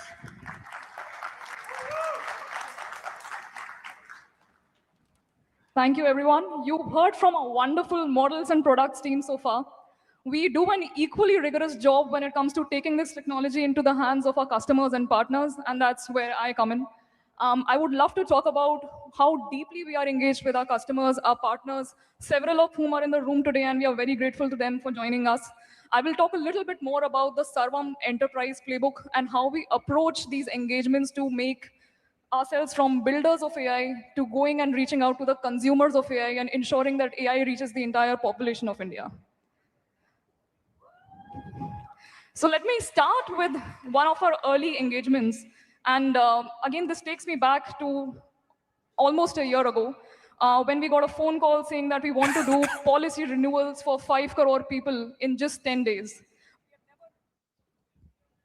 We'd never hit that kind of scale before, but this is not the kind of customer you say a no to or an opportunity you say a no to. So again, the stellar team here, we worked midnights, we burned weekends, but we delivered. And it's experiences like these and opportunities like these that customers have given us, which have allowed us to hit this milestone today. So again, very, very grateful to all the support from the ecosystem. We often hear metrics like 95% of all pilots fail. Enterprises are stuck in a pilot purgatory, right? But we don't believe in that at Sarvam. We've learned from our experiences to now perfect what we call the Sarvam Enterprise Playbook. You have already experienced our product stack. Building on top of this stack, allows us to undertake very complex applications for enterprises. You've seen voice applications en masse in the market today, but the world of AI doesn't end there. It barely starts. And that's where we have already stepped into, right? Across an organization, starting from sales to onboarding to back office operations, compliance, across diverse industries, we've taken some of the most complicated use cases possible and using our stacks of Sarvam for conversations, Sarvam for work, and Sarvam for content allows us to take any use case an organization has and automate that with AI. We truly are the providers of end-to-end AI transformation. And again, very grateful to our customers for giving us that kind of platform to deliver results at this scale. The second secret sauce of the way Sarvam works is in how deeply we engage with our customers, where our forward deploy team comes into the picture. A forward deploy team is a new concept within engineering which has recently come about in the age of AI. Think of them as hybrids of business consultants and technical implementation partners. What a forward deploy team does cannot be summarized in words, right? To take a pilot into production, tech can only take you to the first 90%. The final 10% is what makes the difference between a pilot to production, and that is where people come in. You need all kinds of things to be aligned. You need things to be tested. You need things to be scaled. And that's where this forward deploy team plays a very major role. Think of them as your tech and business consultants all rolled into one team. We work at very high speeds, of course, nights and weekends included. But that said, we are able to undertake very complex projects, not in months, not in weeks, but in a matter of days. And we don't work as vendors to our customers, we work as thought partners. And again, we are grateful for the kind of stage that our partners have provided us. These are some of the pictures of our forward deployed team in action. I think all projects start like the first three and end like the fourth picture.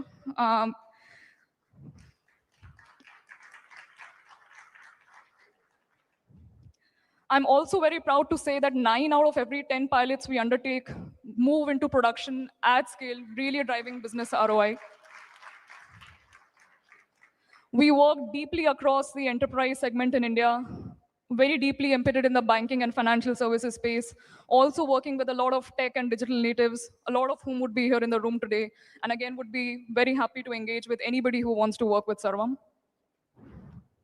The last thing we are very benchmarked about is having measurable outcomes. We often don't take up use cases where we feel it will not really result in an ROI for the customer. Here are some of the examples of the benefits we've driven. We worked with a gig work platform to drive activations for their delivery partners via voice AI, and it drove an almost 2x revenue in their peak season. And these are all real use cases. We worked with a top 10 NBFC in India to reduce their customer acquisition cost by 50% by using a combination of WhatsApp and voice together. We are working with a 5% higher customer engagement as compared to a human contact center by using an orchestration of the Arya platform that you saw earlier today, and deploying this at a leading bank in India to drive better results than a human contact center.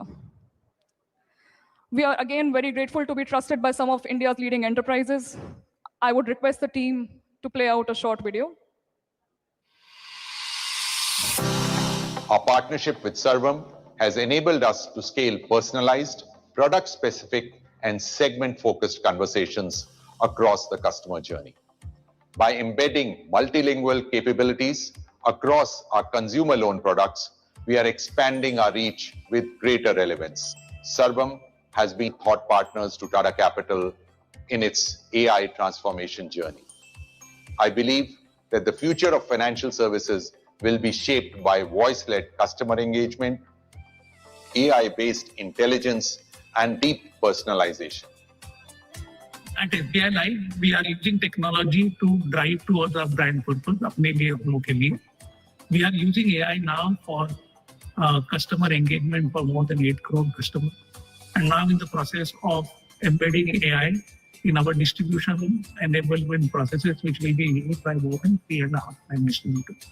The intention of all these AI processes is to drive meaningful business impact do projects at national scale in native language, multiple Indian languages. We are very happy to have Sarvam AI as our partner in the journey. Context is very important to AI and enterprises, and the Indian context is hence very important, when we have Indian customers and, when we are in India. And finding, gems like Sarvam is quite important to this whole storyline of India, enterprises, and AI, right? Thank you again to all our partners for giving us the playground to experiment and learn. Thank you. All right, the enterprise is covered, and the final thing that we want to talk about is governments. We are very interested in governments also adopting AI at scale.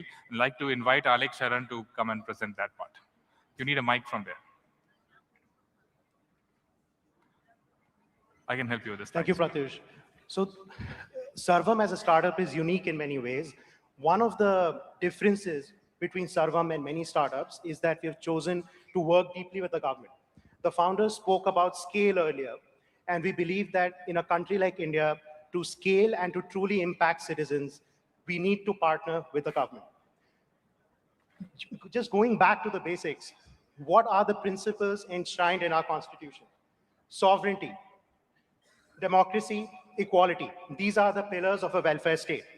But sovereignty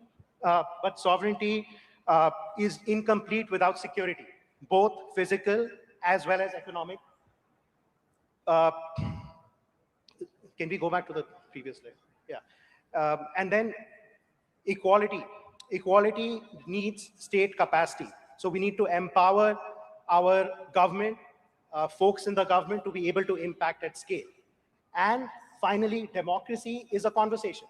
Democracy is a conversation that we have amongst ourselves to be able to achieve outcomes. And we've talked about how AI can achieve these things. So I'll go quickly through some case studies across all these three pillars. The first one in the prior slide, we are really proud to work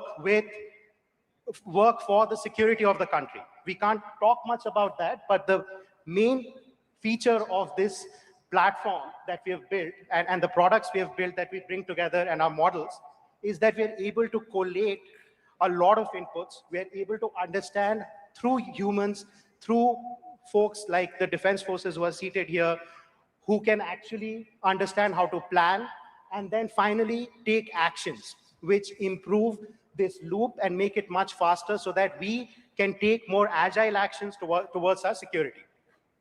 So moving on.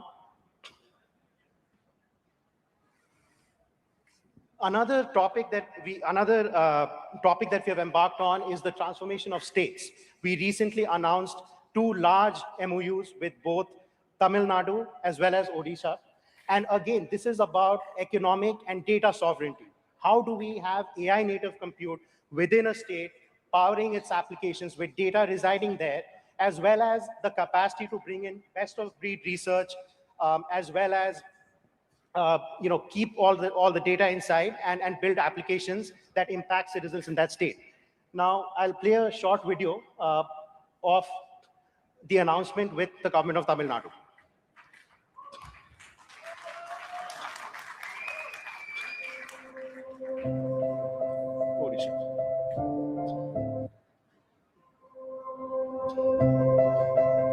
I don't know if you've heard of Sarvam AI. That story, that's a big story coming out of Tamil Nadu, and that's going to be a huge growth story for India and its indigenous capabilities in several other sectors, like in healthcare, like in education. Data sovereignty is going to be huge. So this is not just for Tamil Nadu, this is for India and the world.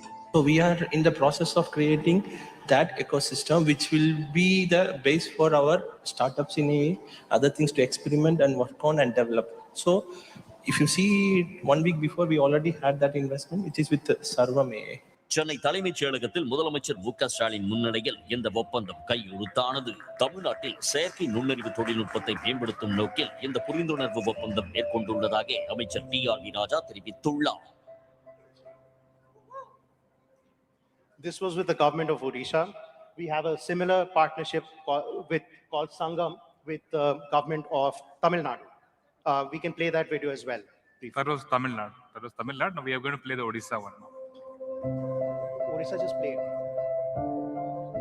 Today, we also witnessed the signing of some very strategic MOUs, including one with Sarvam AI. The full-stack sovereign AI park would be a purpose-built innovation district that brings together compute, talent, research, startups, global enterprises, and government use cases within a single integrated physical campus with deployment of population scale and voice-enabled AI applications across priority sectors. This will enable citizens, particularly in rural, tribal areas, to access information on entitlement, benefit, and grievance redressal through simple conversational interfaces. Thank you, gentlemen. Thank you. So now I'll move on to very quick use cases around how we power conversations with citizens. And I'll be very quick. So one of them, we have been able to, and are currently in the process of calling 8 crore farmers across 9 states to be able to understand their crop survey, what they plant, what their land holding pattern is, so that their livelihoods are protected, because their subsidies depend on this. And we were able to figure out some systematic error patterns that now can enable policymakers to target their interventions so that it is solved. Another project we recently did with the National Health Authority is that we called senior citizens and we sensitized them about a government scheme that gives them health security. And we were able to increase by 40% enrollment rates within a span of 10 days, and were able to show that across various languages. So again, the basic principle here is the G2C interface. How do we make that seamless? And how do we get citizens to interact with the state and the state to interact with citizens seamlessly? Similarly, with Aadhaar, we have an air-gap deployment completely on-prem because of the security and the sensitivity of that database. And we're able to call citizens from there and ask them about their experience of getting an Aadhaar card. So that is another project we have done. Moving on. We've also worked in local governance. We believe that at that layer, there is real interaction between government and citizens at a very, very minute level. We were able to, we were able to work with various municipalities. One of the use cases was being able to talk to them and understand whether they have paid property tax or not, and deal with that humanely. Now, understanding whether whether there is a unique need or whether the state can actually provide a loan, etc., can be done at scale, rather than citizens approaching and then somebody approaching them that you have not paid your tax. So you're able to do that and recover 20x of what was the cost that the state put in terms of revenue, which will be then used for other purposes as well. Recently, Pratyush talked about how we help dub the economic survey in various languages. We also assisted NITI in building a platform that was able to do deep research on curated government data. And this included structured data, but also a lot of unstructured data, which we in government do not always have access to. So things like PIB reports, things like ministers' starred questions, answers in parliament. This is government data, but the government itself cannot gather it in one place. So we were able to do that. And with the platform that my colleagues, Vedant and Harshit showed, do deep research and cull out insights. And we were, Niti Aayog was acknowledged for this in the survey. I'll skip that. Now, again, the way we approach the public sector is that we first understand your problem statement. So before various people who are seated here, some of whom we have worked with, we bring in your domain knowledge and our AI expertise to refine that. Because the most important thing is, in this changing technology, what is to be done is discovered between us and the folks we work with, rather than given by either party at once. The next thing, this is something that my colleague showed, but the important thing here is, how do we quickly understand your data?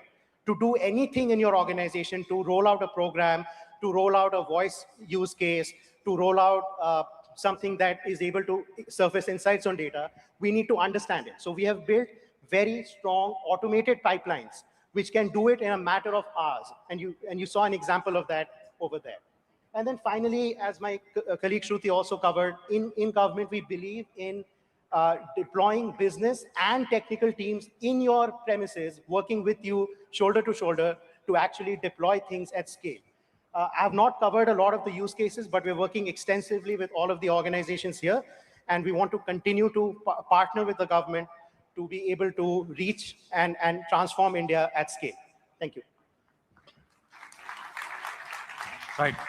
As you can see, we are doing many things that with the time that we have is not sufficient. The last thing that we'll just talk about is the social impact that we are having. We have talked about developers, talked about enterprise, government. Social impact is also very important. I'll just go directly play a video. Can you play the video, please?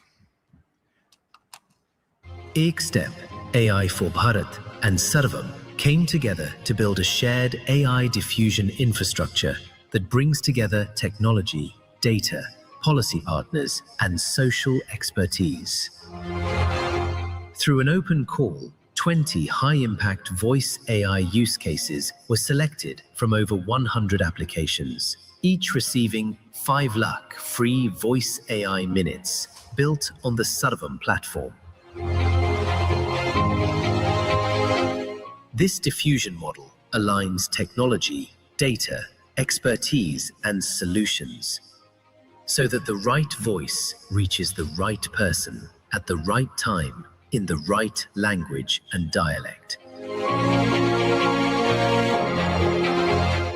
In 30 days, 20 organizations have used over 2 million voice minutes across health, governance, agriculture, and education, benefiting more than 1 crore people.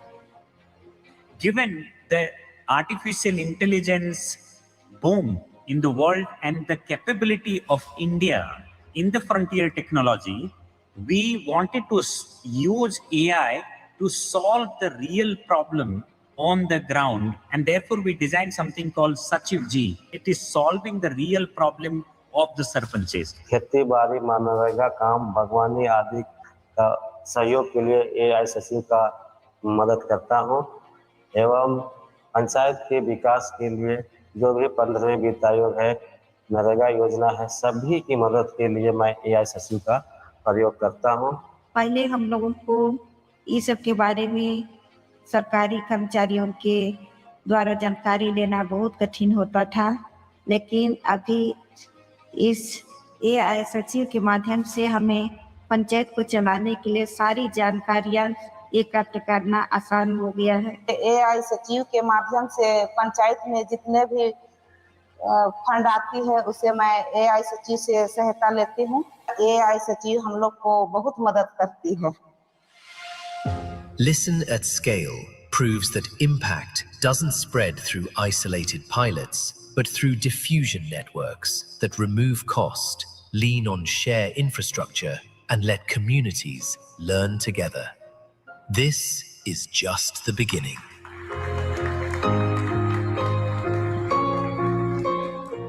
So with that, I'd like to thank you. We talked about models being built in India. We talked about applications that we are building, and finally the impact that we are creating.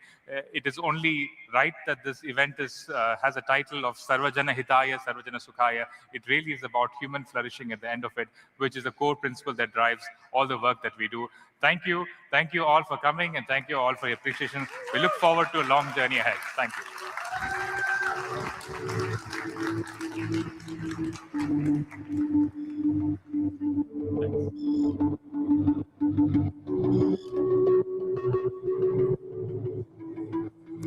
Thank you, Team Sarvam.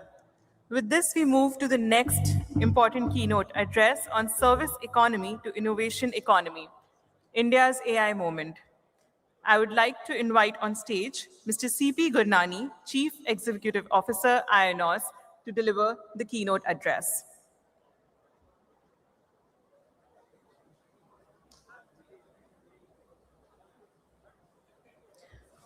Guests, I'll request you to please settle down for the following address.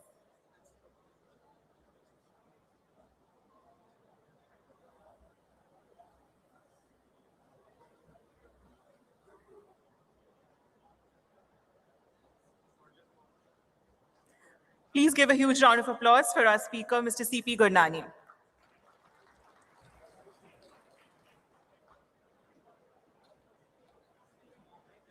You know, as I was just walking up, I did realize that what was common between Sarvam and where I stand today as a co-founder of AIONOS is actually Rajan Anandan.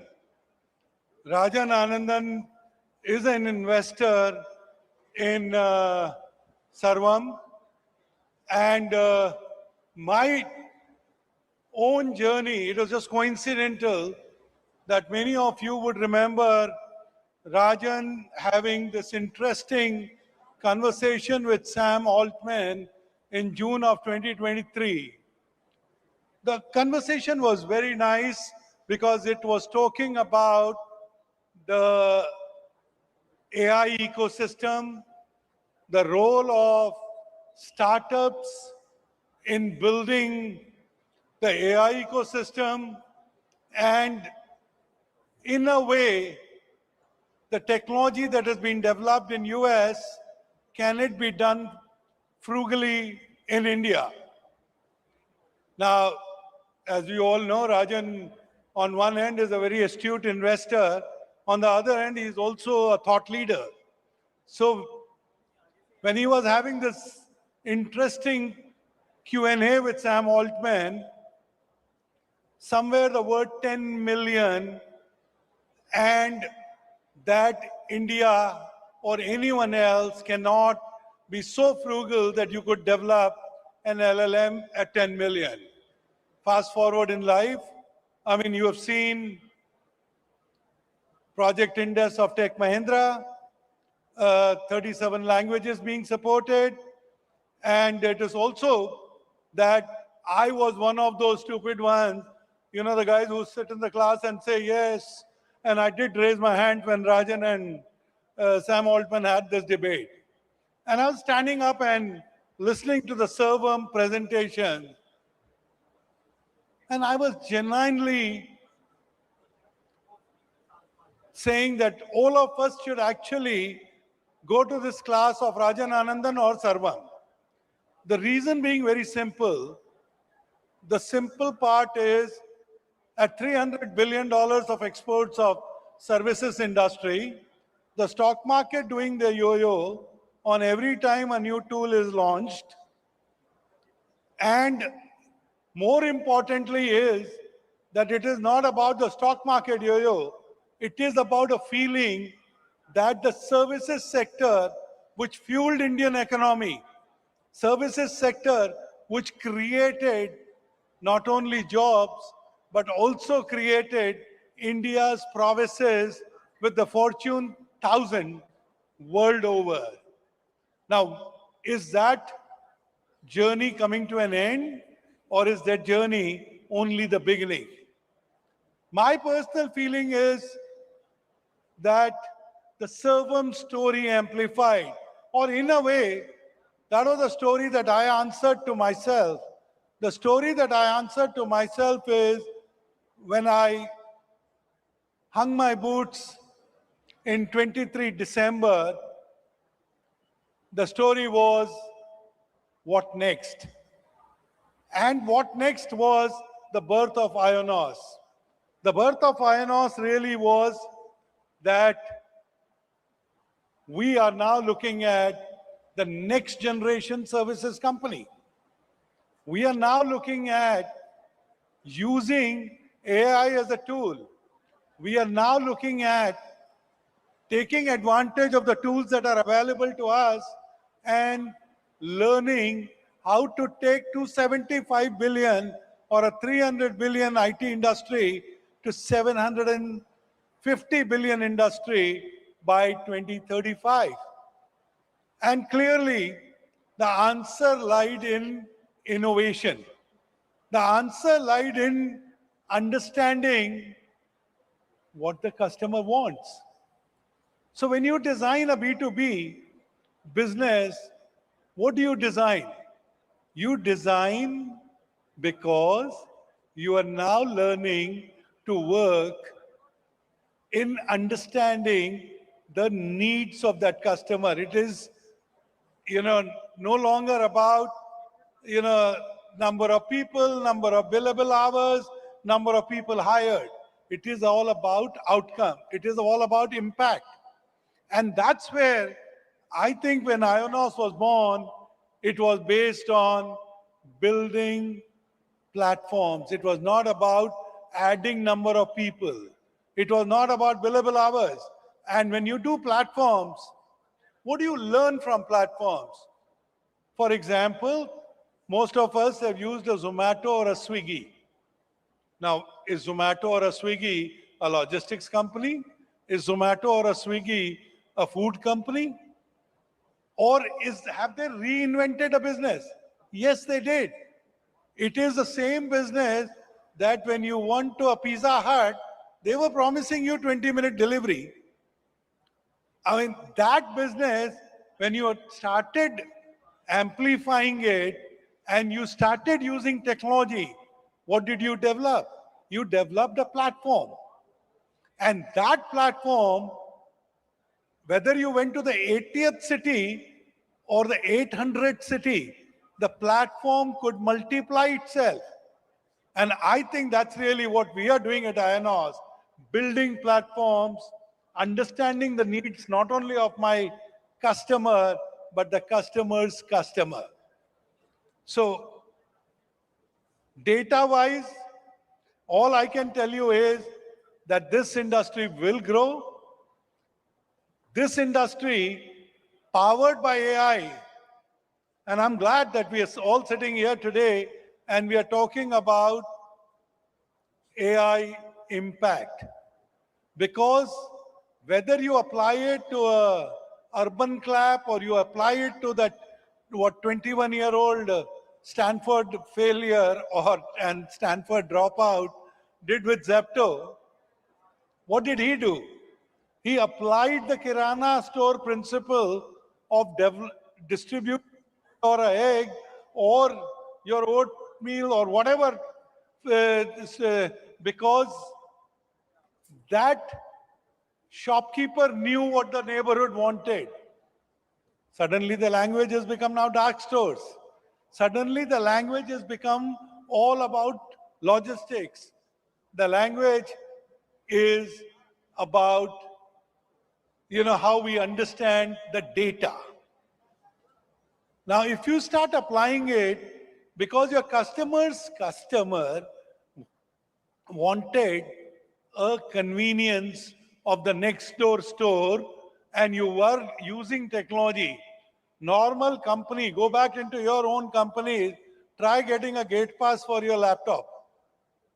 I mean, it will take you 20 minutes because there are 4 people who want to either sign or check or define how to do it. So my own submission is the aha moments for AIONOS were all about understanding.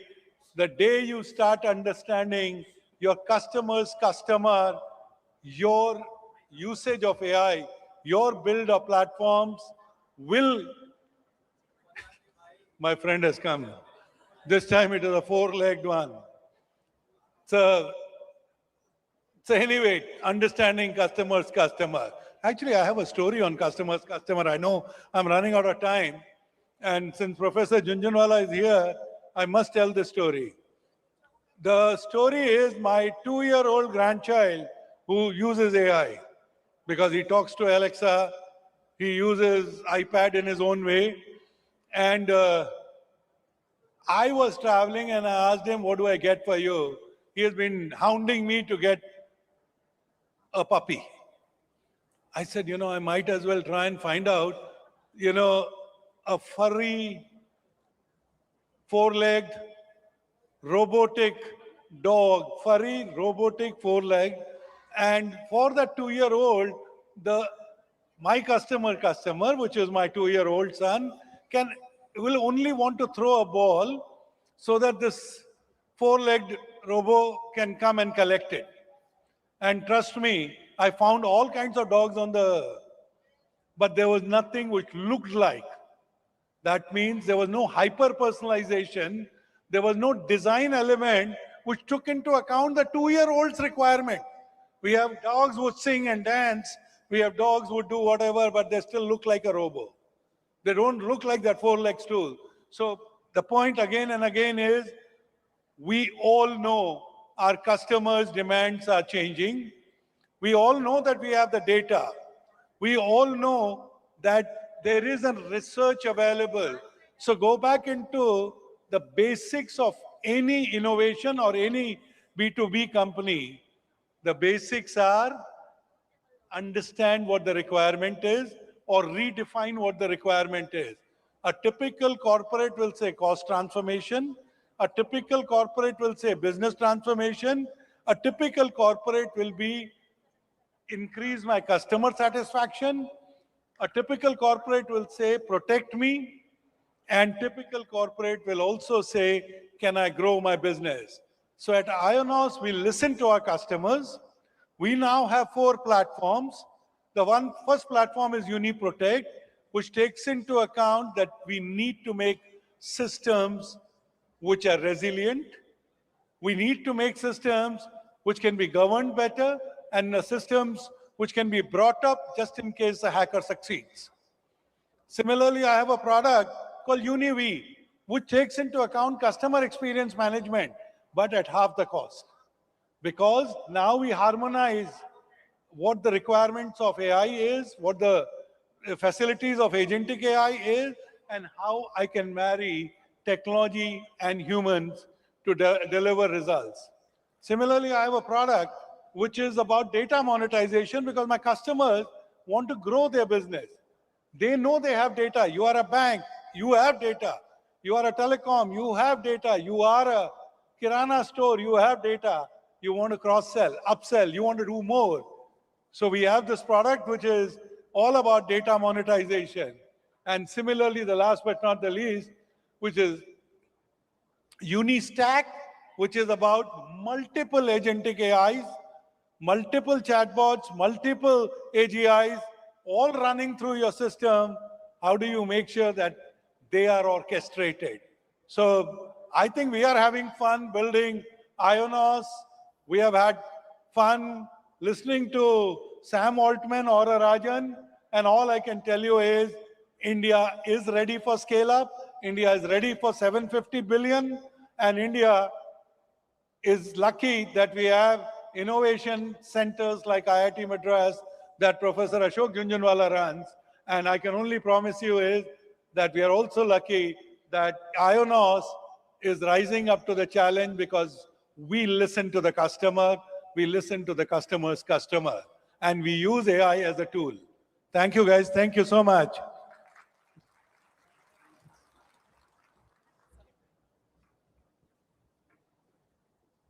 Thank you, sir, for sharing the vision of AIONOS.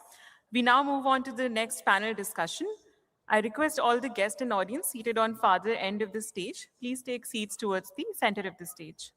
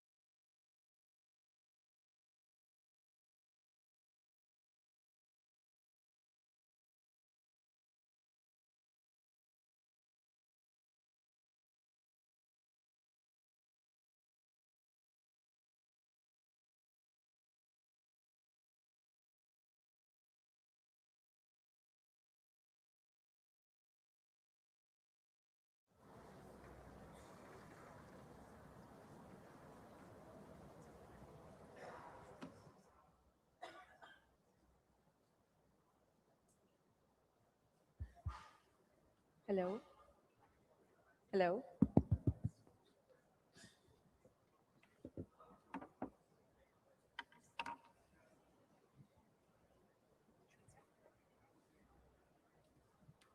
Good afternoon, everyone. We're officially at the halfway mark of the AI Impact Summit, and it gives me great pleasure to introduce my panelists here on our session on enterprise AI. I'll start with Amit. Amit Zaveri is the COO, President, and CPO at ServiceNow, the workflow enterprise giant. Followed by Victoria Espinel, who's the CEO for BSA, the Software Alliance. They're a global industry and advocacy body for enterprise software companies. And we also have Ms. Ambika Rajagopal, who is the Global Chief Digital and AI Ethics Officer for Michelin, which is the industrial and manufacturing giant. I think I want to start off with you, Amit. As COO and CPO, you don two hats between building the product and shipping it versus also running the business. There is a fine line to tread. How do you think about the business value that AI is able to accrue to your enterprise customers? What are some of the challenges that you're seeing between, say, 18 months ago to now? 18 months ago, we were at an experimentation stage. Now we're moving to much more of an adoption across the enterprise stage. First, thanks for having me. Hello, everyone. I think the question you asked has been top of mind for every customer I speak to. Last year, I landed up speaking to almost 900 customers.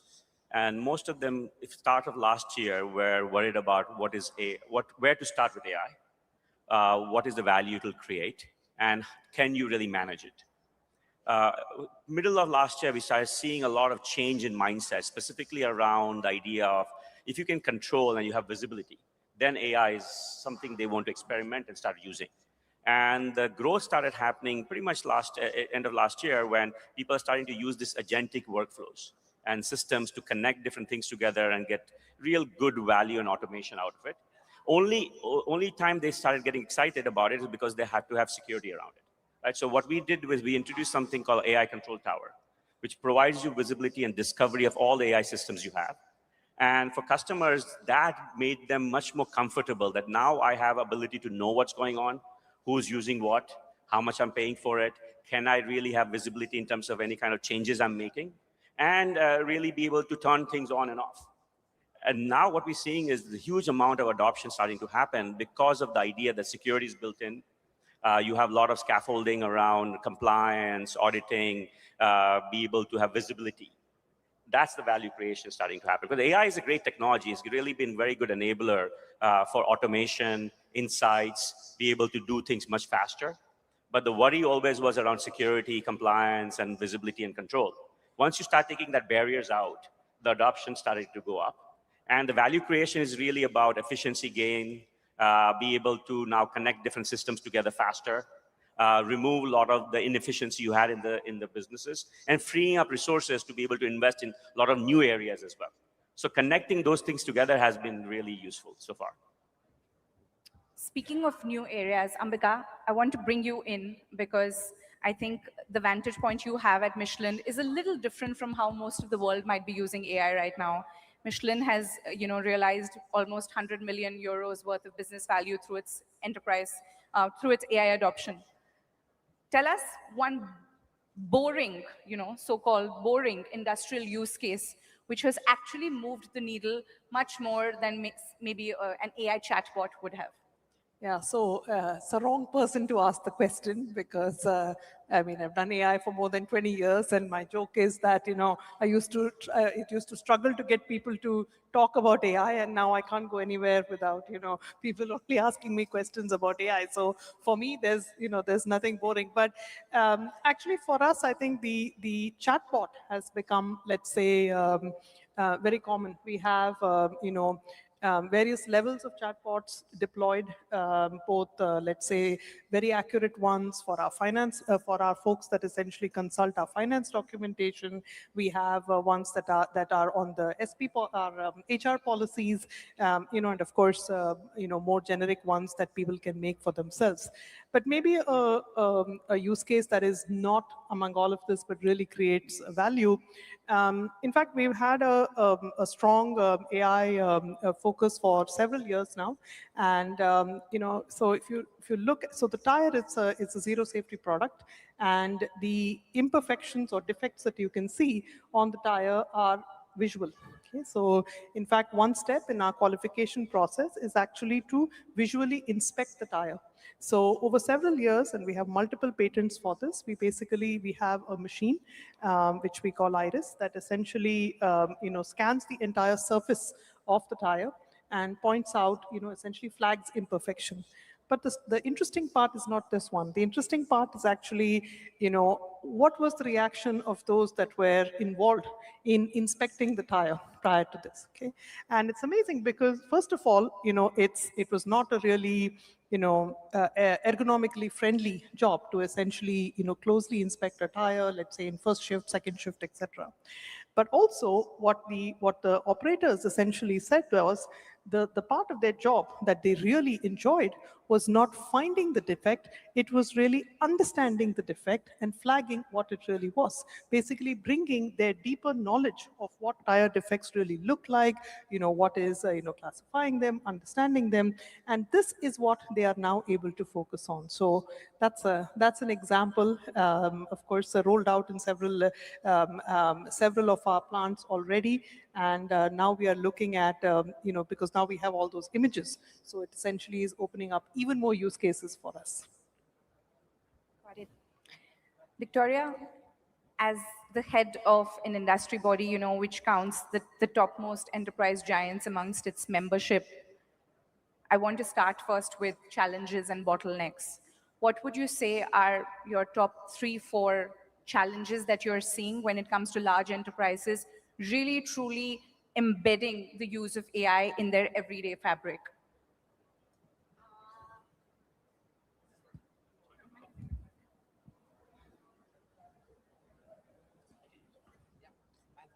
Thank you.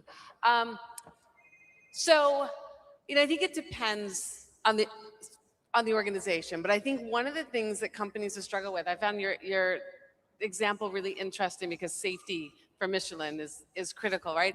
Is trying to decide where in their organization they most need to use AI and focus that. Where I hear companies saying that they're struggling is when they either have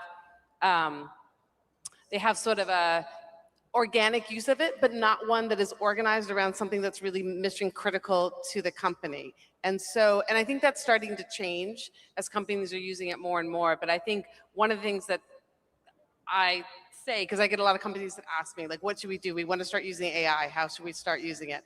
And the advice that I give them is to focus on 1 or 2 things that are really important to the company, and then build a history of use around that, and then try to expand instead of trying to do too many things at once. I think sort of building that expertise inside. A second challenge is making sure your workforce understands it. So I think that is, it sounds obvious, but obviously a company is not going to be able to use AI effectively if the people inside the company don't know how to use it. And I think making sure that those skills are being transferred and given to the employees is critically important.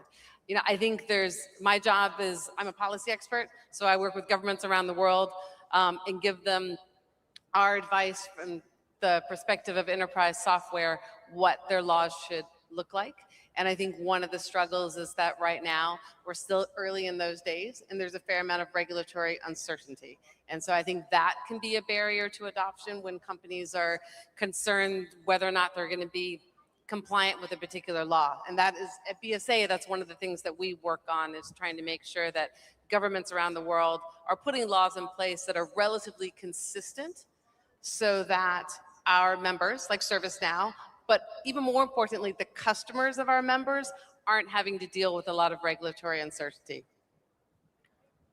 Amit, coming to customers, what is the #1 reason that CEOs are hesitant to give right access to AI agents, for their core enterprise solutions?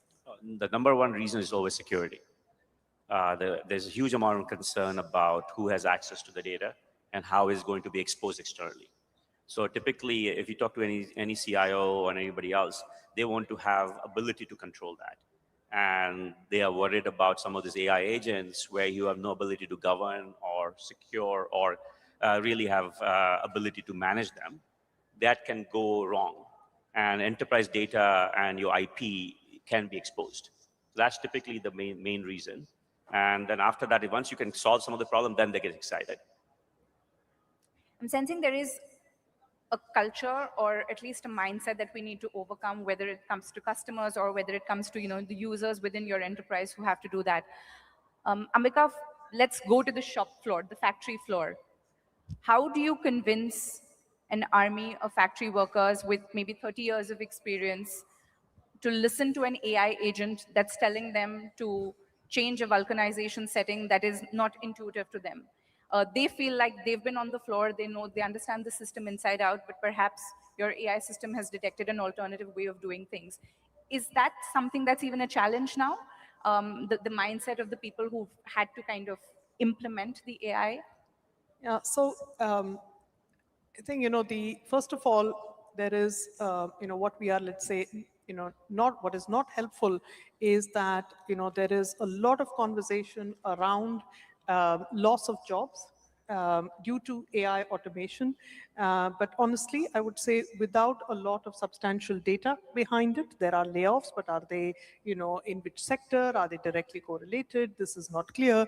And then, the academic studies, we don't really have any research as yet that I'm aware of that clearly points to this. So in fact, what we do have is long-term research from econometrics that essentially shows that what could be automated are tasks, right? And essentially tasks in areas where a particular, the person performing the task has in fact a wide range of tasks in their job. So it's not the job that's getting automated like a single job. It is in fact tasks inside a job. And this is very interesting because, if you let's say take a person who has been working at a station for multiple years, and one of their tasks of making a specific judgment now comes with a recommendation which gives them deeper insight into what it is, also essentially shows them over time that they get better outcomes, in their station from that particular part. And not only that, basically frees up their mental space, cognitive ability to essentially focus maybe on the root cause of some of the flags that they are seeing. Then, we are talking about something completely different. We are basically talking now about a worker who is more engaged in what they are doing. We are talking about a worker for whom, the AI, in fact, is helping them, to understand their own process better. And we have examples where, in fact, this is exactly how it goes. Not with, we've basically deployed,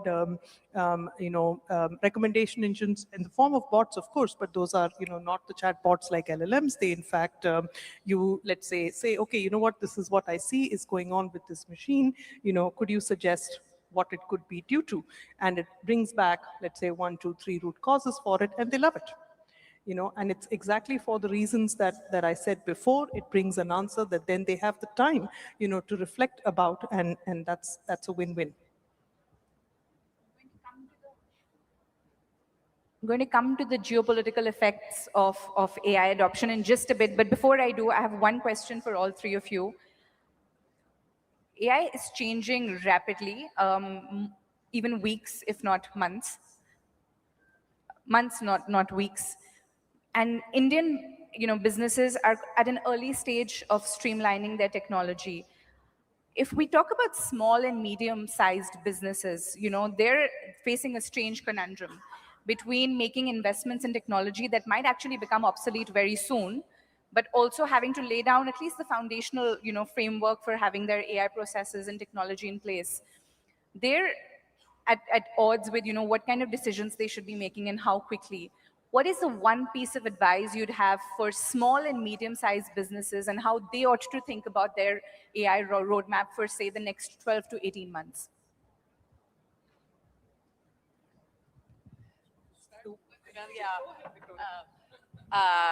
So I would say two. One, pick one use case and focus on that.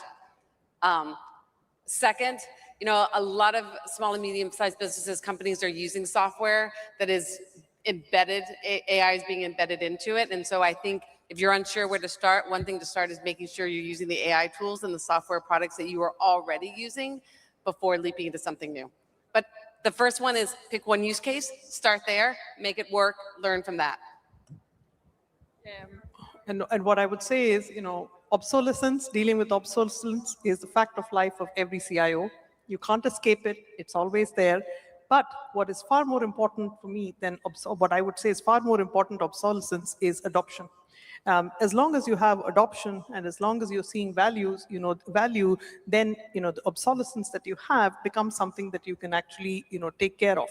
It's when it's the other way around, you have obsolescence but you have no value coming out of the software, then you're in a different position. So it is a strange time.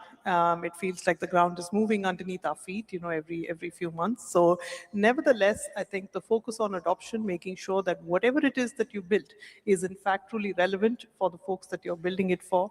My advice would be to focus on that. I'll just say, I think I agree with you. Getting a good use case which is going to add value, right? Something which you can say that I can measure and see something useful out of it is going to be an important part of it. And I think you cannot just ignore the value of AI. So get used to it, learn some of the tools, but don't use AI for the sake of AI. Just make sure you're getting some value from it before you invest in it. One more question. ServiceNow is model agnostic. Every company is pitching their model to be the best one. How does one prevent AI sprawl? Because currently enterprises are also struggling with having 50 disconnected systems in place. How does one company choose what's best for them? In this context, why is interoperability important? Why are open platforms important? No, I think it's important. If you look at history of enterprise software, if you do land up getting locked in, it is very hard to get out of it. And that's why having a solution or buying products which give you choice and flexibility for an enterprise customer is always paramount. And I think many enterprise customers have learned over years, don't lock yourself in. So the way we think about it is that have a solution where it's not really about the model, and you shouldn't care what model is being used underneath an application.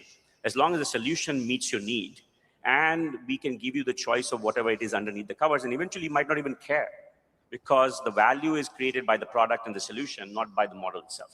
So that way you're not locked in. If I change something which is a better price or better performance or better capability or but more language support, more voice support, whatever may be required, that's the right thing to do for the product. And it should not be tied based on, just like you don't pick the chip you're using in an application. Do you care whether it's AMD or Intel or NVIDIA? Probably not. For an application user typically, or a workflow user. That's how we think about this idea. So don't lock yourself in. Get a solution which gives you flexibility in terms of deployment, integration, as well as model choices. And then you will get the best price as well as the best performance and the best solution over time. I think fragmentation is becoming a problem, not just within the enterprise, but also across countries, across markets that you operate in, across sectors. Victoria, BSA, advocates a risk-based approach, both to sectoral, regulations, as well as how AI rules, will evolve even in different countries. How do we prevent 50 different rules for 50 different sectors? There are highly regulated sectors like the financial services sector, like insurance. What kind of an approach should regulators think about when it comes to, different companies working in the sector, so that that company doesn't owe different kinds of things to different people who govern them? Yeah, I mean, this issue of fracturing comes up in all sorts of different ways, right? So there's sectoral versus there's different countries, there's within a country, the different frameworks they have. And again, part of what we spend a lot of time around the world doing is trying to make sure those approaches are as consistent as possible. Different sectors of the economy are going to have different obligation and compliance burdens, right? They're going to have different regulators. What we advocate for is having one general framework that applies across the economy. And then for particular sectors right now, because we are still in relatively early days, to have regulators using tools like sandboxes and general guidelines and seeing if those approaches work and being able to sort of quickly pivot to another sort of agile regulation, if you will. And I think that's going to be very important as we're moving forward in this world. Ambika, again, very, very interesting vantage point, because factories don't chase hype, they chase uptime. 2 myths you'd like to bust about AI when it comes to, industrial and manufacturing space? I think the first one is that there is no interest or a strong resistance from either the factory workers or floor, or in fact, it's exactly the opposite. We have examples. In fact, there is a push that we have, from remote factories around the world where they have access to, certain tools that essentially they are able to build something, and they come to us and say, hey, we've built this, it's doing great. How can we deploy it? How can we work on it? So I think the first myth is that there is a, lack of a ground up enthusiasm. This is not true. In fact, we find a large a swell of interest that's coming to us, from around the world. I think the second thing would be that, as to where is it that the focus is. So it's really in fact, what we have found is because manufacturing organizations, have a long history through Kaizen, through Six Sigma, of consistently working on our processes. So it's just how manufacturing companies work. We consistently, refine our processes. So really the organizations that have that mindset are able to look at AI as another opportunity to essentially re-engineer processes. So a process and a system-focused way to look at problems that are, let's say, where AI can make a difference. This has been huge as well. Amit, we were briefly having a sidebar conversation earlier where we were discussing this whole trend of sovereignty. A few years ago, there were fears about the balkanization of the internet, when the whole data localization piece was coming up. Now there is talk of a splinter net because, different countries have concerns about what kind of sovereign capabilities the country should be focusing on, where the data should reside, where the models should be trained and where inferencing should be done. Can you talk to us a little bit about what are the challenges that you're seeing when it comes to, implementing some of these solutions, especially for customers that might be operating in different countries with different rules? Are the operating rules different for a company operating in Delhi versus Detroit? No, I think the question you asked about sovereignty is top of mind for every customer I speak to, especially multinational, but also a lot of the country-based sovereign institutions, especially public sector or things like regulated industries. And it's gone up a lot over the last few years because the worry about that you want to run software which is not in your access control, and do you give data outside without any kind of oversight. So I think the software which we are designing and we're seeing a lot more need for it is to ensure that we have ability to run that locally, where the data resides locally, is maintained and managed by somebody local in the country with the citizenship. And then the architecture becomes very complex. As you said, if you're multinational, you're operating in many, many countries, how do you guarantee that kind of regulatory profile and that software guarantees that you will get the right outcome? So I think what we have done, at least, we try to make our software very flexible. You can run this in private cloud, you can run it in your own data center, our data center, on a hyperscaler, so that any kind of new regulations come in, you can adopt to it. But there are a lot of other issues out there with many of these if you see what you see with these large language models. The frontier models don't run locally. The inferencing might happen locally, but some data still will go somewhere else. And that is be an issue where architecturally, I'm not sure how quickly they can adopt to the sovereign requirements of many, many countries today. Everybody's getting excited about AI, but that is going to be the big problem.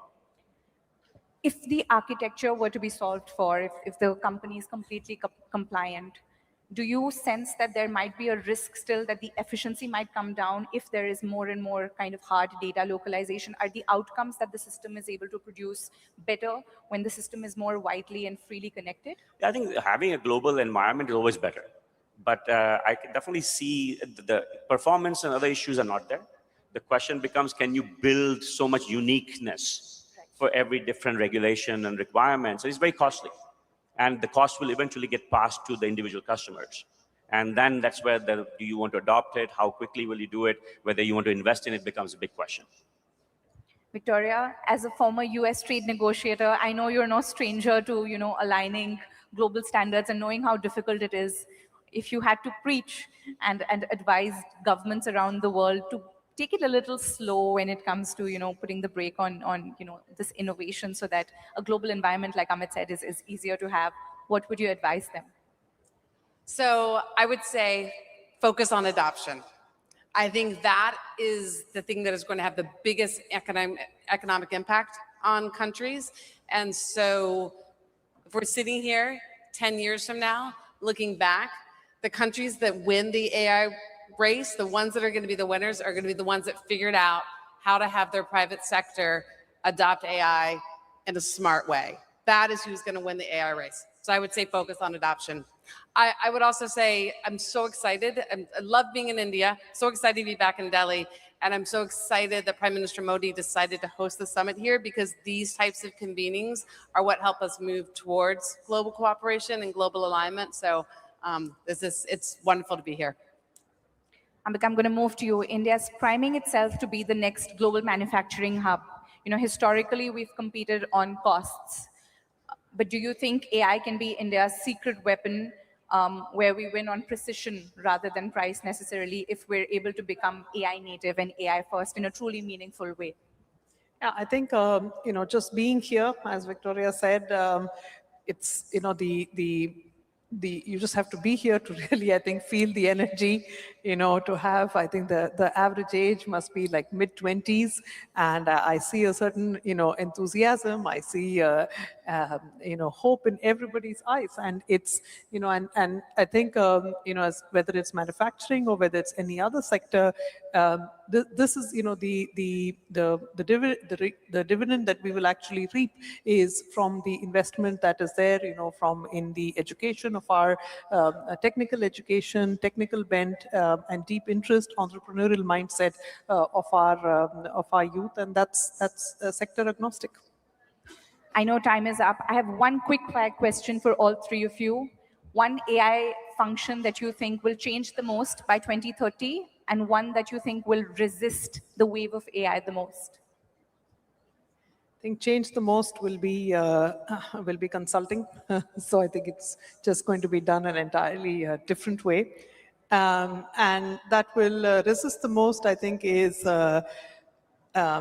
I would say the medical field, because I think we already have plenty of evidence that it sort of, just absorbs it, becomes more complex and moves on. So your relationship with your doctor is not something I don't think that's going to change.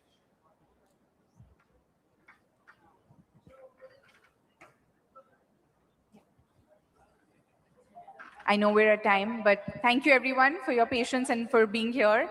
And thank you so much to all of our panelists for this, for their wonderful remarks. Thank you.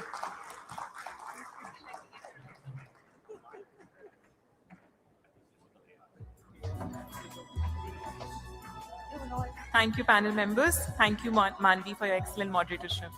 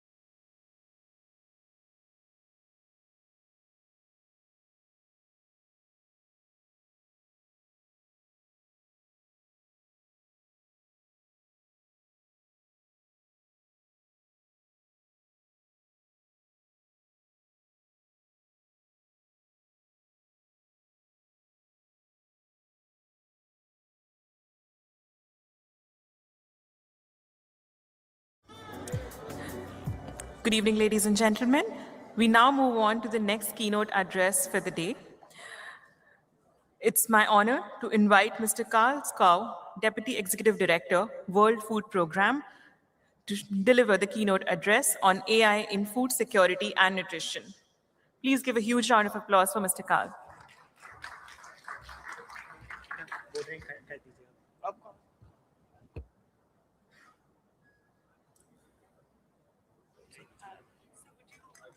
Like a handheld mic or not? Oh, perfect.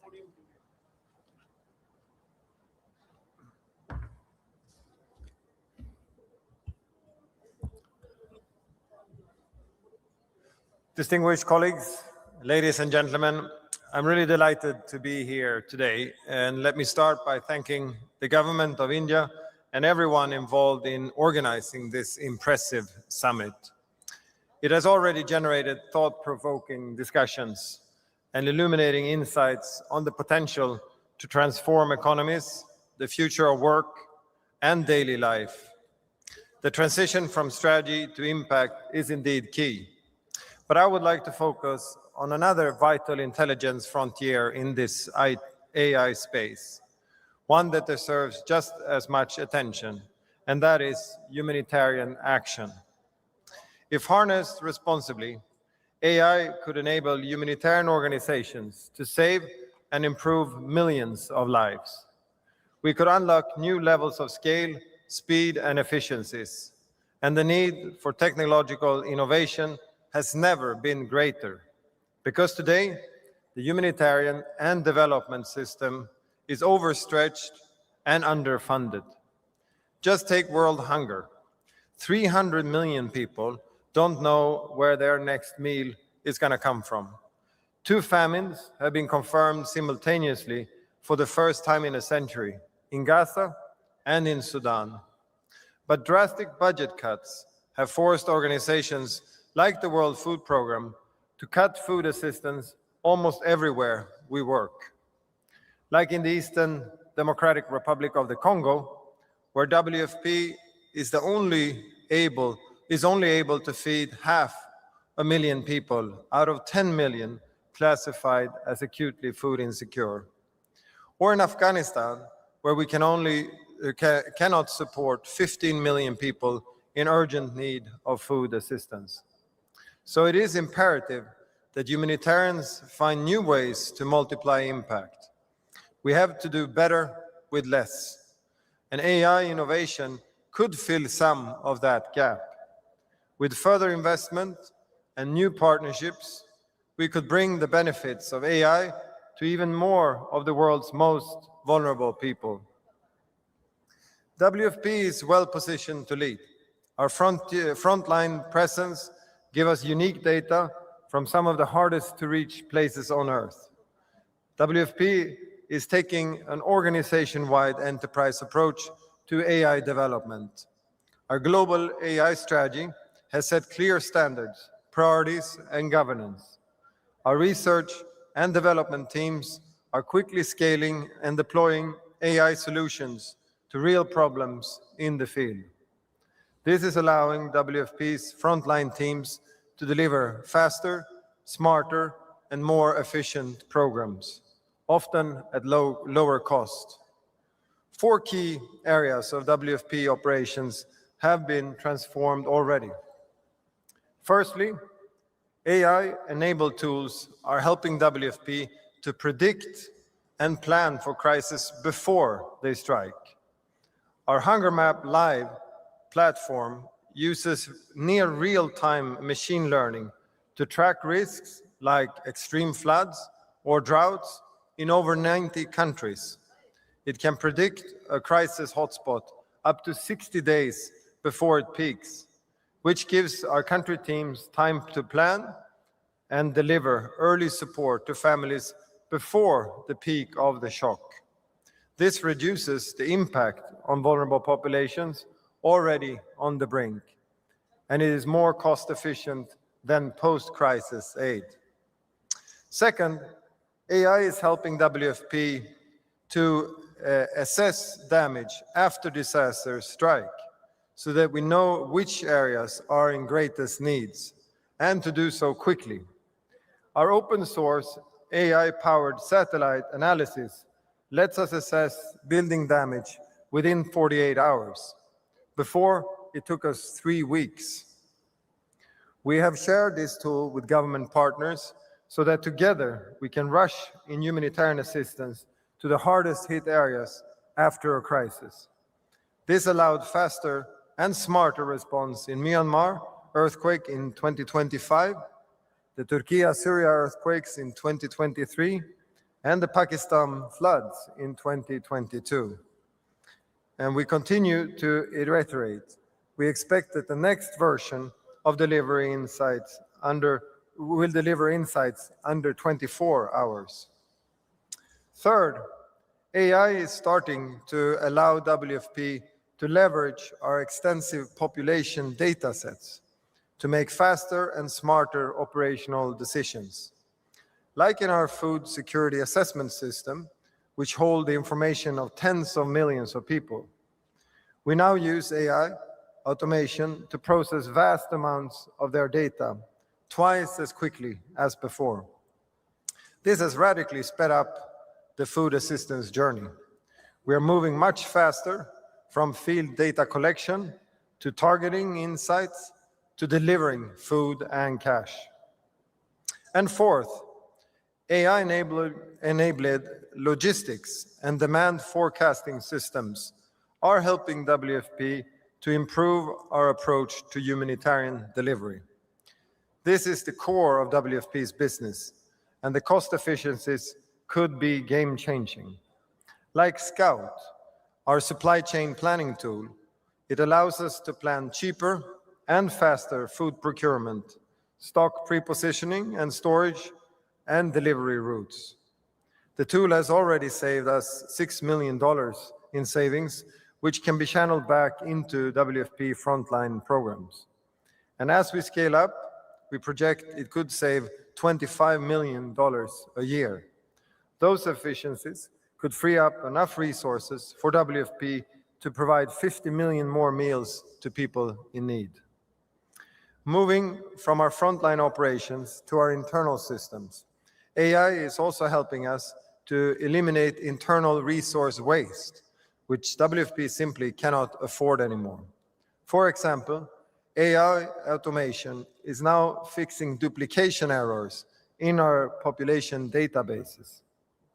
These errors are hard to detect manually, so this automated solution is a real boost to our country operations. With more accurate registration records, they can ensure that WFP assistance is reaching the right people at the right time. In Mali, where funding shortfalls have required us to cut assistance by some 50% in the last year, this service has saved us more than $400,000. We're now planning to scale it up worldwide, which we project could save some $5 million already this year. Distinguished colleagues, global hunger is a shared challenge. WFP's goal is to tackle food insecurity wherever and however we can make a positive difference. We have growing expertise in developing and delivering technological change. These are robust foundations to support host governments and authorities to leverage AI for domestic food security. That support include helping countries to enhance their crisis early warning systems and grow the impact and scale of their social protection systems and climate risk preparedness. This spirit of innovation has helped WFP to forge particularly strong partnership with the government of India. Together, we are improving efficiency, access, and transparency in the world's largest food safety nets. Like our work on optimizing the public distribution system supply chain, we have cut transport costs and times across 31 states here in India, so that food grains are delivered faster to people who need them most. The resulting savings can be redirected into critical social programs. Together, we have also rolled out smart warehouses nationwide, which use AI to store food more efficiently at a lower stock losses. And we are very proud of our joint success, Anupurti automatic grain dispenser. They provide 24/7 access to monthly food entitlements so that people can collect their rations at the time that suits them best. This is making a big difference to migrant families and other vulnerable groups. And the work that we do here in India is really an inspiration, and it's providing solutions also for our operations worldwide and the support that we provide to governments in other countries. WFP is ready to co-create, co-invest. The value we can bring is more than just response tech expertise. It is frontline scale. Through our operational footprint, WFP generates and responsibly maintains large-scale, real-world data sets. This puts us in a unique position to train models, to validate them, and to put them at work. So we want to hear from more industry and research partners. Your cutting-edge innovation and tools could save and improve millions of lives when combined with WFP's operating scale. We are ready to support more government systems too. Our teams are leading experts on integration of responsible AI into national food security, preparedness, and social protection systems. Our AI systems for early warning, needs assessment, and logistics could catalyze your national systems to deliver far more impact and at a lower cost. Together, we can modernize crisis preparedness, architectures, and protect more people earlier and more cost efficiently. And to the humanitarian and development community, we are committed to partnering with you through enterprise-grade platforms and scalable approaches. We are ready to share, reuse, and strengthen what works for everyone. We owe it to the people we serve to reduce fragmentation, accelerate better outcomes, and ensure that innovation truly serves the people at scale. Colleagues, we are excited at the potential for AI to supercharge the fight against hunger and many other humanitarian challenges besides. Redefining humanitarian response through AI is now one of our top corporate priorities at WFP. With the right partners, we can take what works and make it work even better everywhere. The leadership and innovation ecosystem in this room is already shaping how the world thinks about technology for public good, at scale and with inclusion. We are eager to work with more of you on responsible, high-impact humanitarian action enabled by AI. Together, we can save and change millions of lives for the world's most vulnerable people. They deserve to share in the AI dividends as much as everyone, if not more. I thank you.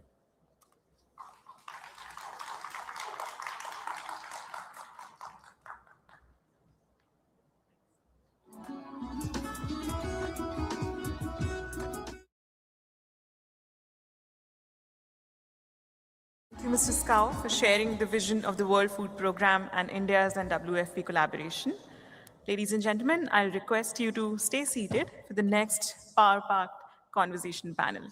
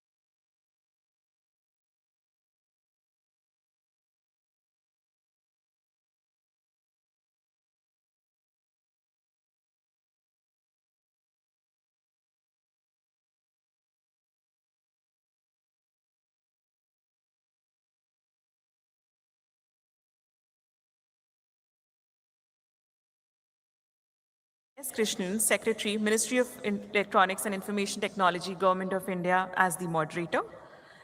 We also have with us Shri Ajay Kumar Sood, Principal Scientific Advisor to the Government of India, and Shri Sethu Raman Panchanathan, former Director of the US National Science Foundation.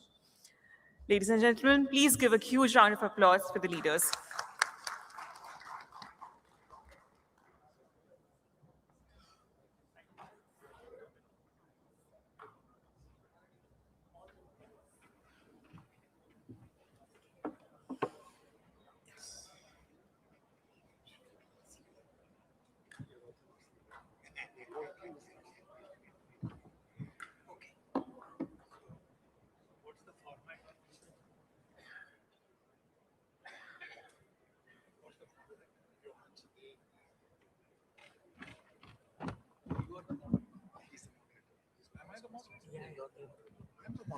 Oh, wow.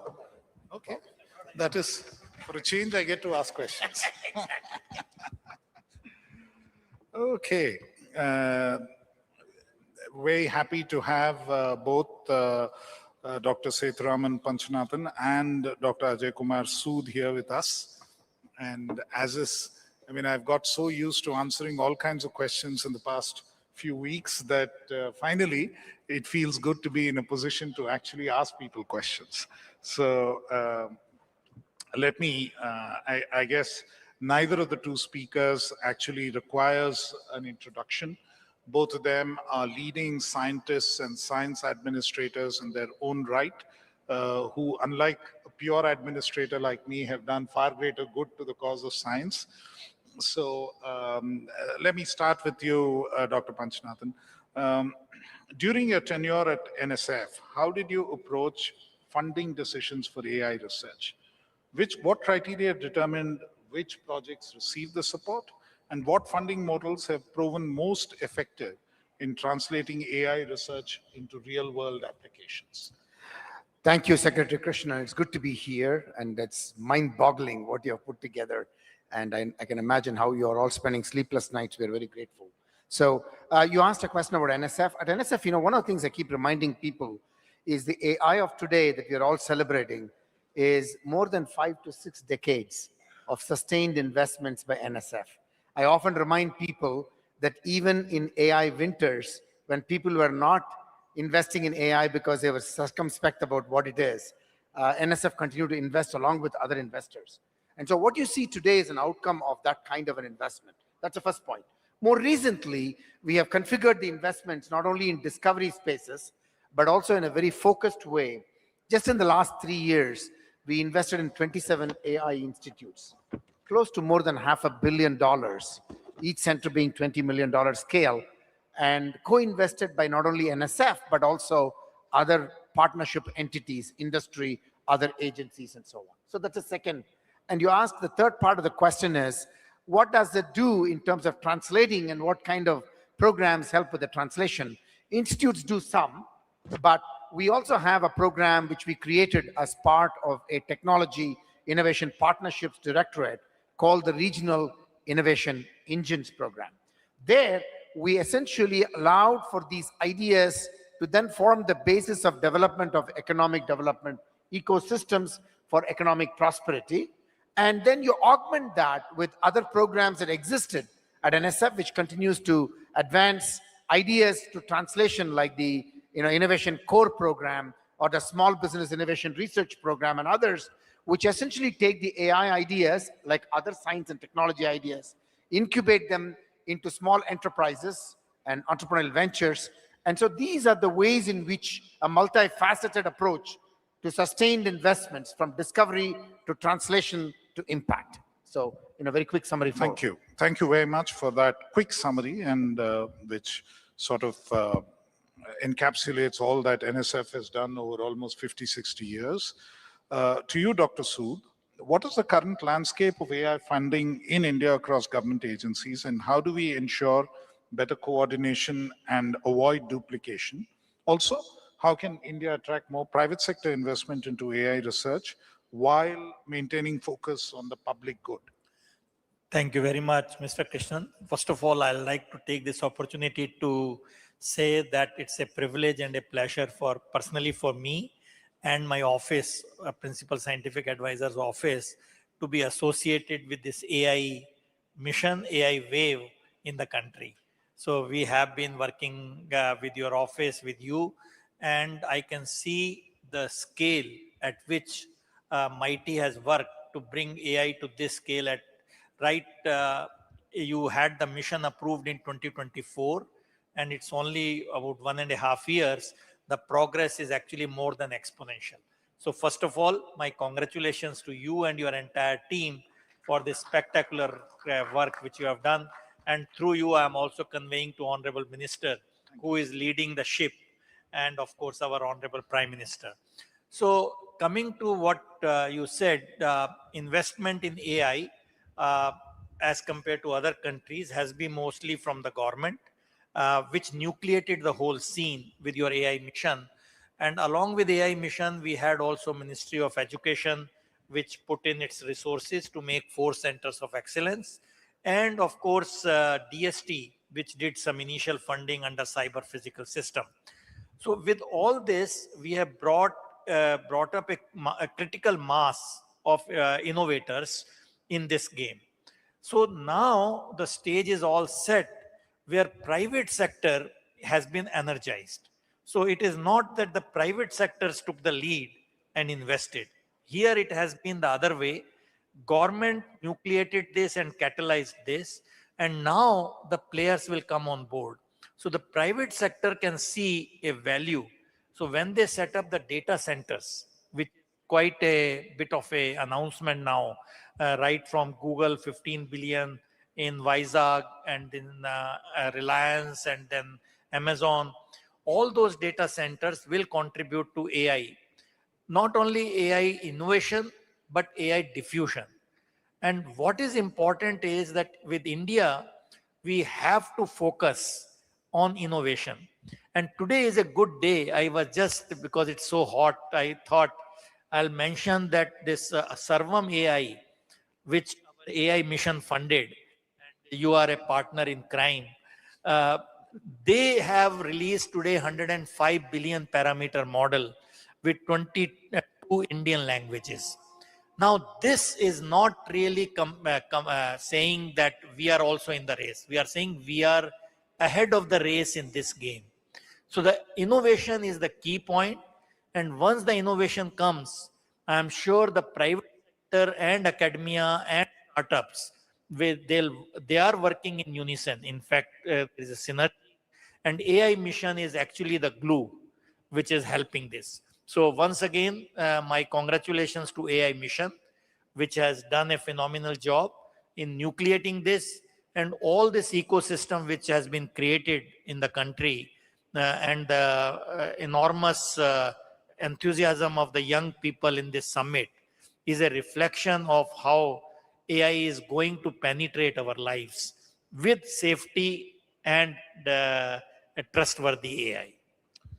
Dr. Sood, I mean, you're as much part of the AI mission as any of us, so the credit belongs as much to you as to anybody else. Thank you. But staying with you, another question for you, since you've been partly associated with that.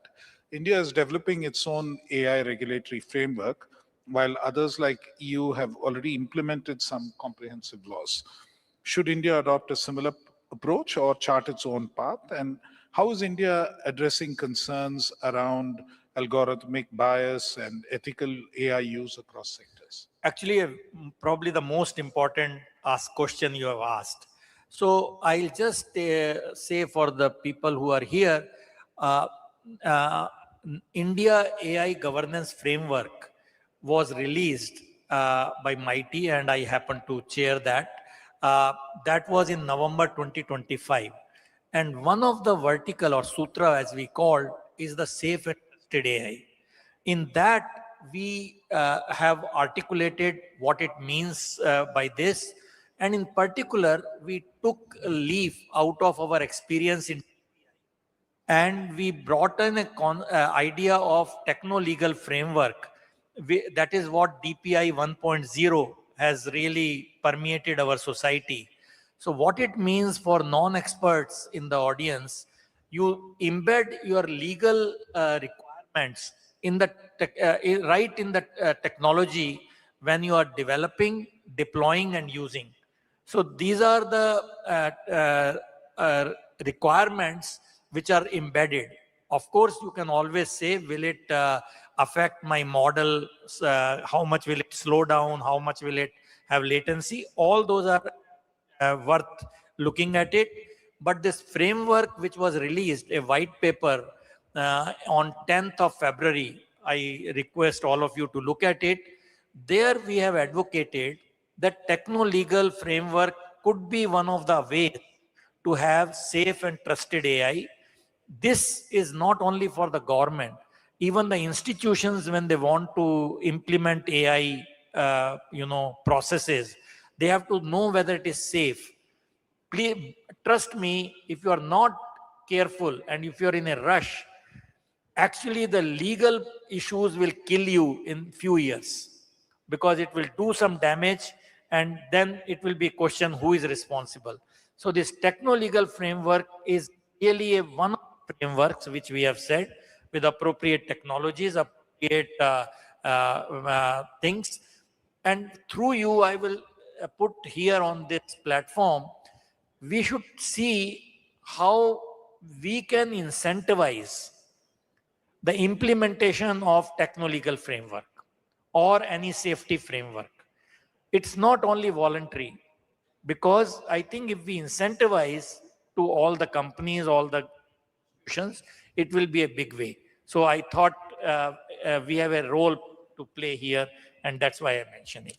Thank you very much. And turning to you, Dr. Panch, how is the US navigating the tension between fostering innovation on one side and ensuring responsible AI development on the other?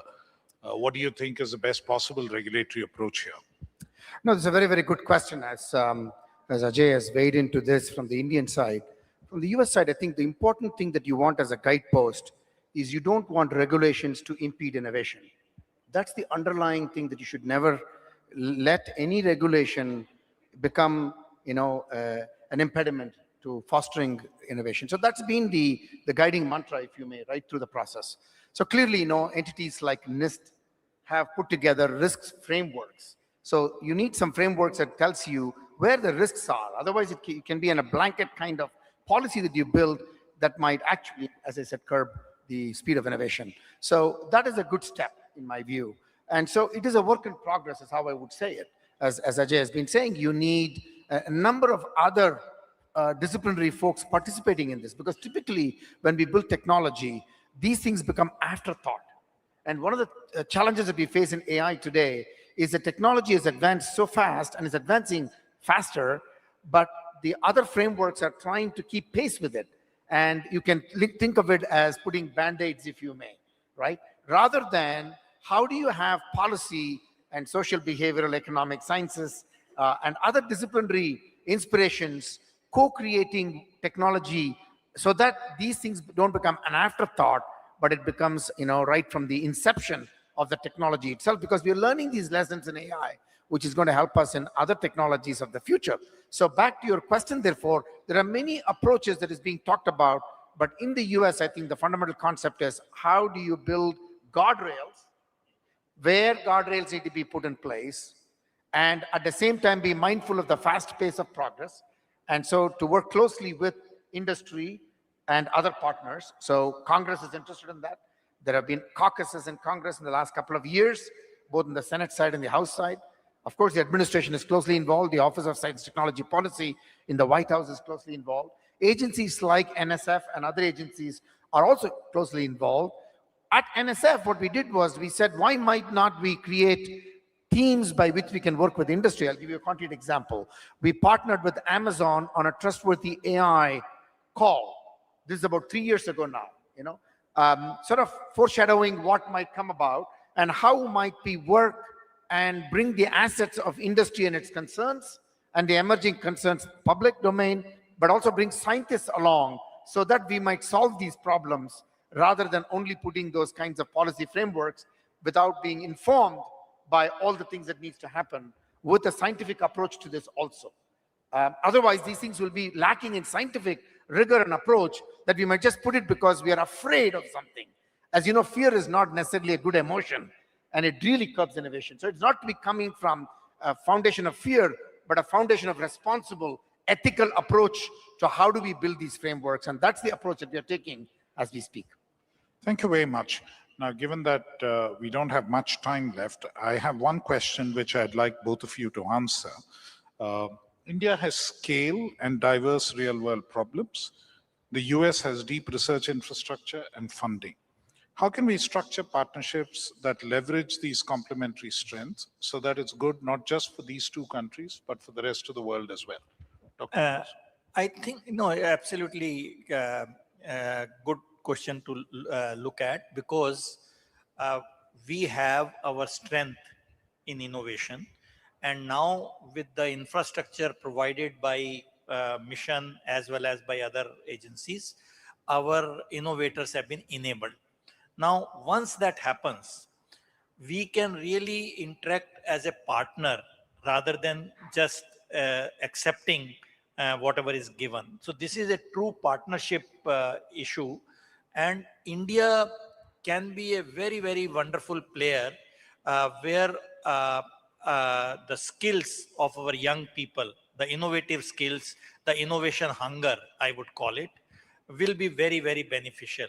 So what we need to see, we need a framework actually for this cooperation if we want government to government or government to be, but business to business is really what will take over in this field. And business to business can only be done when there is a trust. And India is a very trusted player, and so US. So this is our strength of years of partnership between India and US, because our lot of young talent has one way or the other interacted or spent time in US. So it is a very good situation where trust has been built. So now we want to work on it, and we need to see how we utilize each other's strength. So one example which one can see, is there a use case, because India of course has huge diversity in languages and our heritage, literature and so on. What we learn here, what message it has for the US. So it can't be only one-way traffic, it has to be two-way traffic, where we will learn from our experience and our showcasing, and we are open from the other side. So it is a win-win for both sides. Thank you, Ajay. Picking up on what Ajay said, first of all, I want to say that we developed a strong partnership. NSF and DST, METI, DBT and others, and we had forged a lot of projects between US and India over the last 5 years. So let's start right there. The largest democracy and the oldest democracy working together can do amazing things, picking up on what Ajay said. And Ajay and I worked very closely in the Quad context in AI in agriculture, because that's an area that we both care about and that we can deliver solutions. So at the top level, you address the issue of infrastructure versus applications. I would say there are model development, for example. Infrastructure clearly is an area where there are a lot of progress that is made in United States, and India is also trying to do the same. Then there are models, and then there are these large-scale models, and then the small-scale models are becoming more contextualized, and India is taking a lot of steps in that area, and of course, so is US. So there are some synergies that are possible there around certain applications domain. Data sharing, which is an exceedingly important imperative if you want to really build good models, is an area where we can actually work together on. And clearly the applications that we both care about deeply, and we can have a lot of transactions at that level. So all of the layers can have potential gains. And there are things, as Ajay said, that can be learned from both sides in order to enrich the development, which then, to the concept of what this meeting is all about, AI becomes for global good, not just only two nations and their economic and social good, but it becomes for global good. And this partnership, therefore, has been evolving. And in the last few years, we have, in fact, with a lot of intensity and intentionality, we have scaled it. There's a lot more room for scaling. And you talked about the private sector. There's a lot of private sector that transcends both India and the United States. You named Google, for example. Every large company, both ways, whether it is Cognizant or Infosys on this side, Cognizant is a US company, but a lot of presence in India. And likewise, Google and Amazon and Microsoft and others. So I would say that it is not just only one sector that leads it. The future is going to be determined by all sectors working together. The agencies, the private sector, academia, startups, and small businesses, all of them, and of course the two governments enabling that is the future I see, which is going to be made possible because of the collective interest and the speed at which things are moving will motivate us to want to explore avenues by which we strengthen our partnerships and work for the global good, as I said. And that's what Krishna, I see. I know time is over. Can I add 5 seconds to this? Sure. Because I think it is also a high time when we go above the euphoria of AI usage alone, applications. We need to see 5 years down the line what will happen. And this is where India and US should collaborate. I'll give you 2 examples which are possible and not much is happening. One is with the energy demand, AI is going crazy. It's going nuts. Question is it scalable? After 1 trillion, 5 trillion, what do you do? So we have been saying, think about using quantum computers in AI and AI for quantum computing. This is an area which is very nascent right now. And if India and US come together in these 2 cutting edge technologies, AI and quantum computing, I have a feeling we can make a difference. Second area where again India and US can make a difference is in the physical AI. Physical AI is not so much on the scene as it should be, but physical AI looking at robotics, humanoid, whatever you want to call it, but which is really working at where we don't want humans to be there. So this is another area which I think 3 years down the line, we will have a huge explosion in these 2 areas if I am allowed to really think aloud. And you can always think aloud in the evening. So that's the point. I guess you answered the last question that I had for both of you, which was that if you could implement one policy change to accelerate beneficial AI development, what would it be? Can I take your response as an answer to that question, Dr. Sood? That is one part, but if you want to take one thing, what we need to see, somehow come out with a framework which is trustworthy in terms of regulations and policies, so that whatever is developed across both countries has a easy path, whatever you want to call it. Unless that is done, and unless you have a global data governance framework, it will not happen. Thank you for that answer. You have the last word on that question. Thank you. No, I was just didn't want to lose sight of the fact that we have talked a lot about technology and the applications and so on. At the end of the day, the success of AI is going to be determined by talent. And so if there is a policy that I would like to see is the proliferation of a policy that allows for talent to be trained at scale, at speed, and across not only technology realm, but across all disciplines. So this is an important thing that we should keep in mind. And there, I don't think it is determined only by what academic progress will do. It is really a convergence of academia, industry, technology, and other folks coming together. It is a new way of looking at what learning is all going to be. It is not what it is going to be today, extrapolated. It's going to be a completely new model of how you build that. And so I really feel that we need to spend a lot of energy in that thinking, because that's what is going to sustain the progress and speed the progress into the future. Thank you very much, both Dr. Panchanathan and Dr. Sood. We could have kept this conversation going for hours, I know, but time's up is what they are telling us, and these premises have to be vacated at 4:30 for the later events of the evening.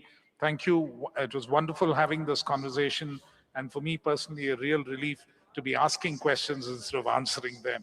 I've been answering too many of them, but wonderful insights. Thank you very much.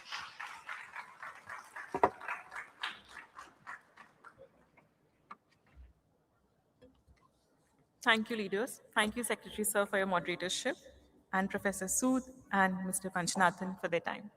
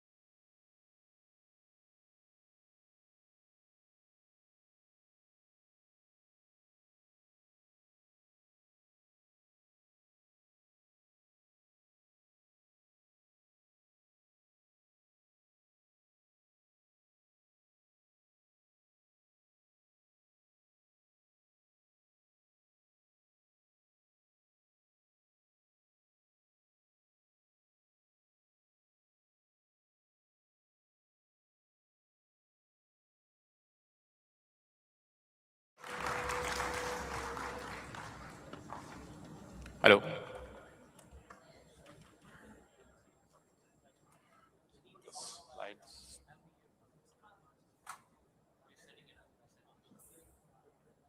Yeah. Hey, good evening, everyone. I know this is the last session, so we'll keep it brief. I won't take more than 10, 15 minutes.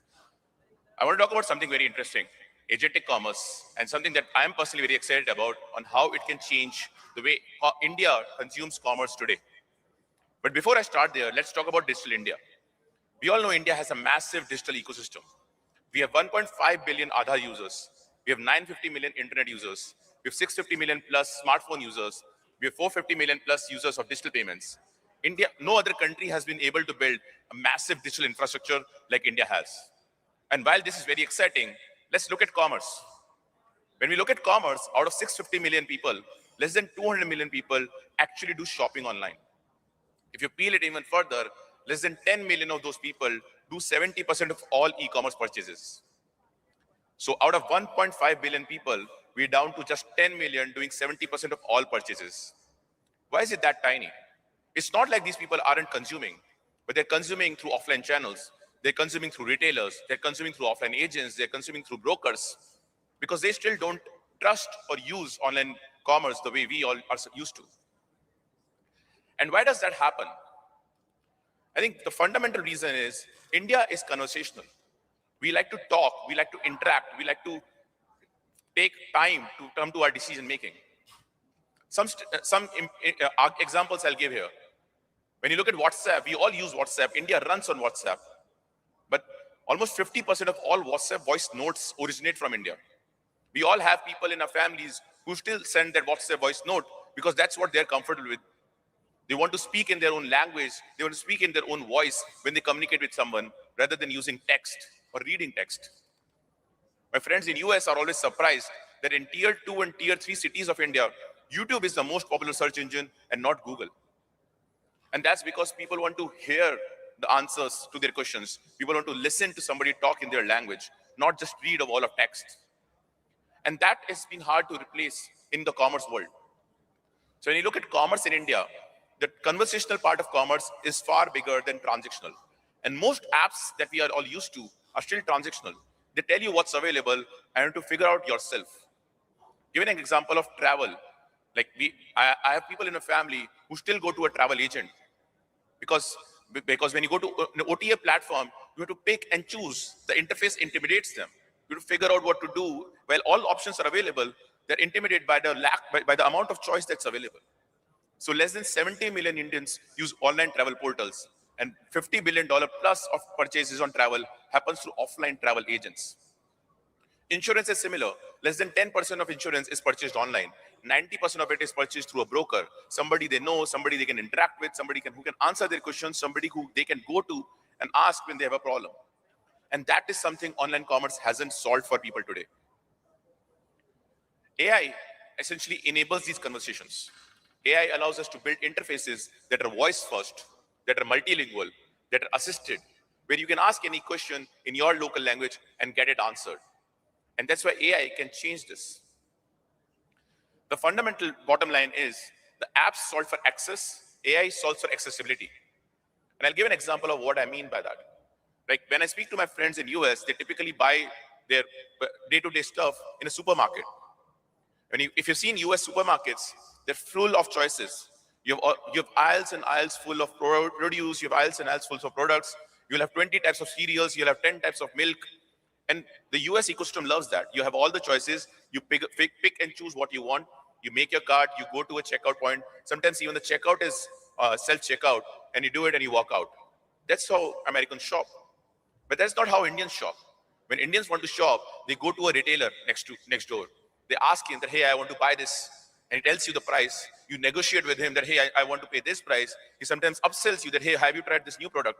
And that's how you make purchases. The commerce apps that we have in this country are built like the US supermarkets. But an average Indian doesn't shop like the US supermarkets. The average Indian shops through voice. He shops through conversations. And that is what AI can solve. So while apps solve for access to all the capabilities, AI solves for accessibility, where it can answer your questions before you make a purchase. So the old journey involves discovery, decision-making, negotiation, assistance. That's what people are used to. And AI can allow you to build that agentic commerce journey exactly how people are used to. It's natural for Indians.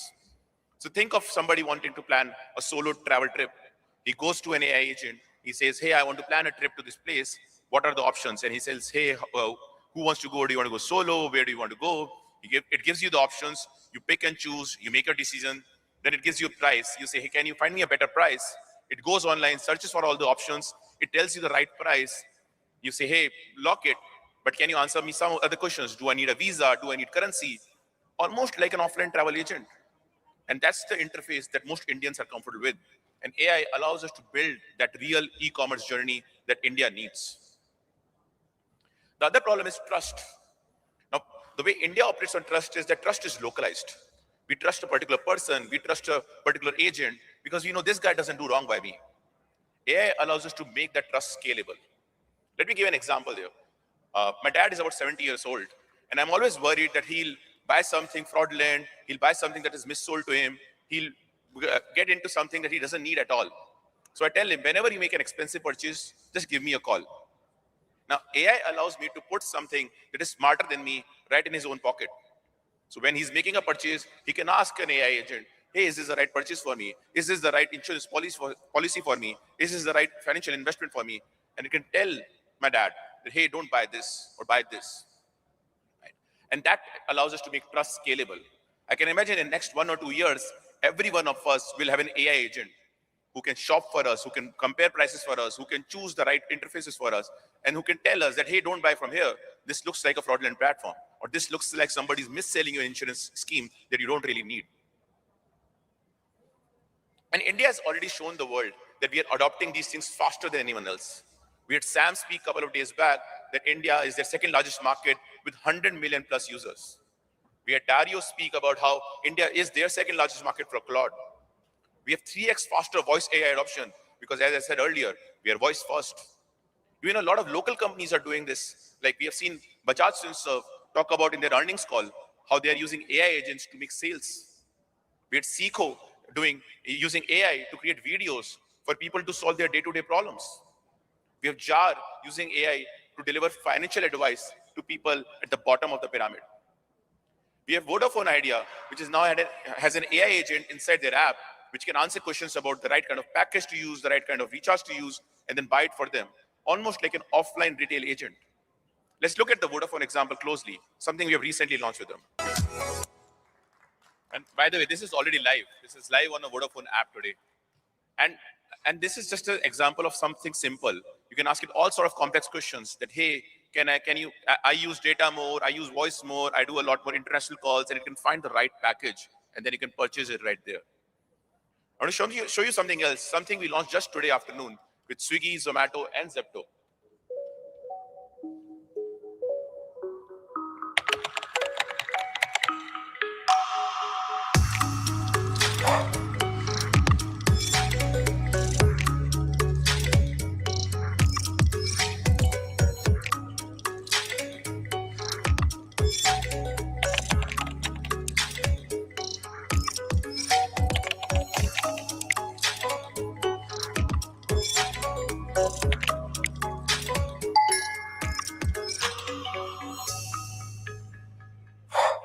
And this is again live with NPCI on Claude today.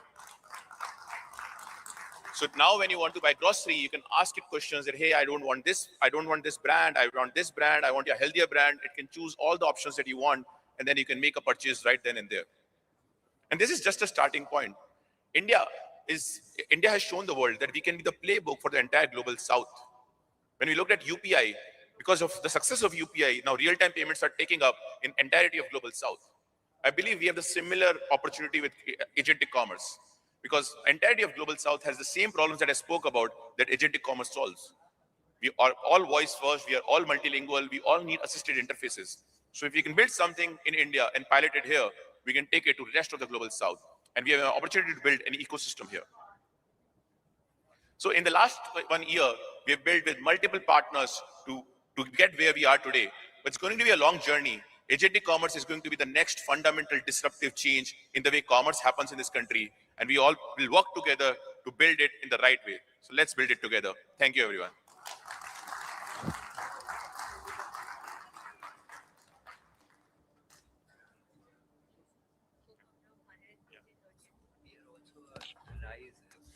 Thank you, Mr. Mathur, for sharing the work and the vision of Razorpay with Agentic AI.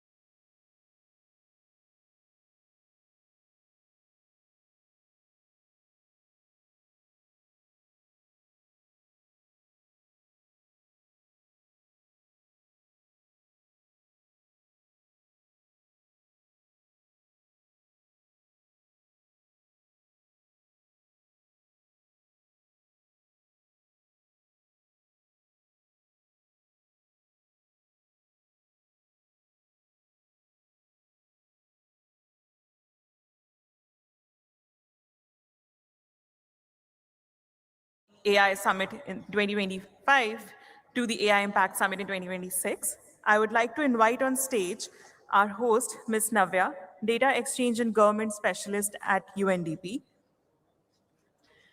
who will be leading a fireside chat with Mr. Lionel Regard, CEO of Qubitsoft.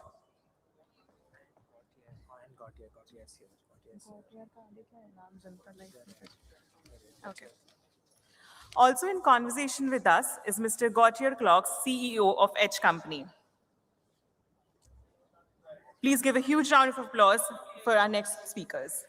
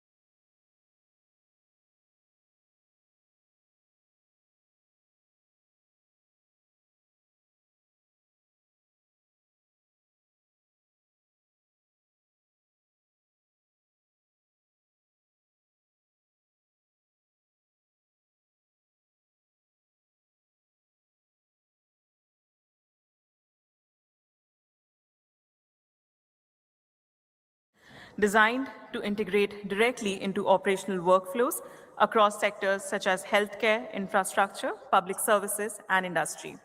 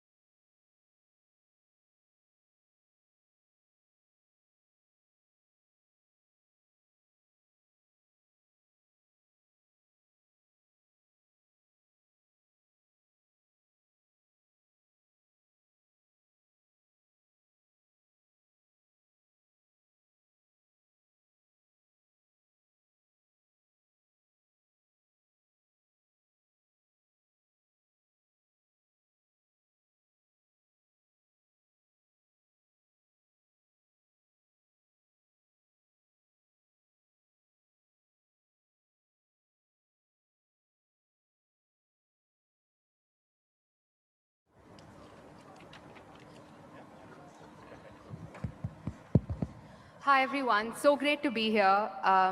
This is the last fireside chat for real this time around. So we'll keep this relatively relaxed, just a quick fireside chat to get a sense of what's really going on in the AI space beyond the hype. For some context, my name is Navya. I work as a data exchange and governance specialist with the Digital AI and Innovation Hub at UNDP. And I'll hand over to Gautier for an introduction of himself and the wonderful work that he does. Yeah, for sure. So really nice to meet you all. I'm a bit exhausted. I've been running for 10 minutes to get on time to this panel, and I was a bit late. So I'll try to wind down. But yeah, I'm Gautier. I spent the past 15 years of my life deploying AI in large corporations in Europe, in the US. I spent 10 years at Palantir Technologies in the US, and then I started the offices in France and Europe. And I was a bit frustrated at the end by not being able to deploy as quickly and as efficiently as I wanted AI in companies. So we started Edge Company a year ago in France. We did the biggest fundraising ever of the history of Europe, 220 million in seed, $220 million, with a team of people from Palantir, from Meta, from Google, from our colleagues at Mistral. And so what was frustrating? Do you know what was the issue of the deployment of the first waves of AI in enterprise? The main issue was a lot of money was spent by big corporations over the past 2 years with not a lot of measurable ROI. So like a lot of projects taking a long time, technical projects that are hard to build. And so the first wave that I saw was a wave of LLMs plus RAG, so like chatbots that connect to enterprise data. So you can ask questions about your company. So it's useful, but it's not really bringing a lot of value that you can measure to the company. It's a bit of productivity, maybe. The second wave were agents. So agents, you plug the LLMs to APIs, so to interfaces of the existing environment of the company. So it can be a government, can be a company. So that was what I was doing in my previous job. The main issue with that is that a lot of legacy companies have legacy IT, so IT from the 80s, from the 90s, with little APIs. And it takes a long time to connect one by one to dirty data, to old software. So it's very hard to do it, and it takes like years. And what we've built is what we call the third generation of AI. So it's basically what we call virtual humanoids. They can do anything that a human can do in a couple of seconds. You don't have to connect them to Excel and SAP and Salesforce and all the tools that you are using, because they are using the front end. So meaning the user interface that everybody is using. And we've built AI models that are so far the best in the world right now, if you look at the rankings. So it's very specialized, very niche, but they are the best at interacting with software. So clicking, scrolling, even if they've never seen the software before.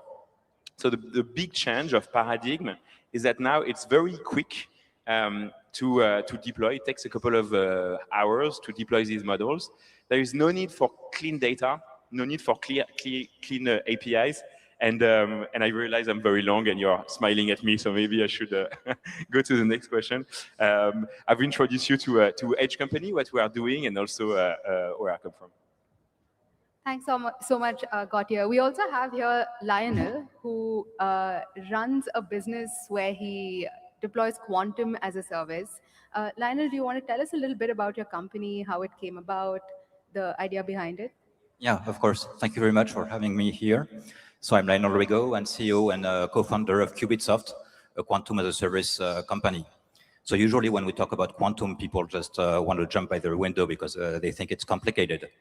Our purpose is to be able to take this seemingly complicated stuff and make it useful for the companies now, not in 5 years, but now and today.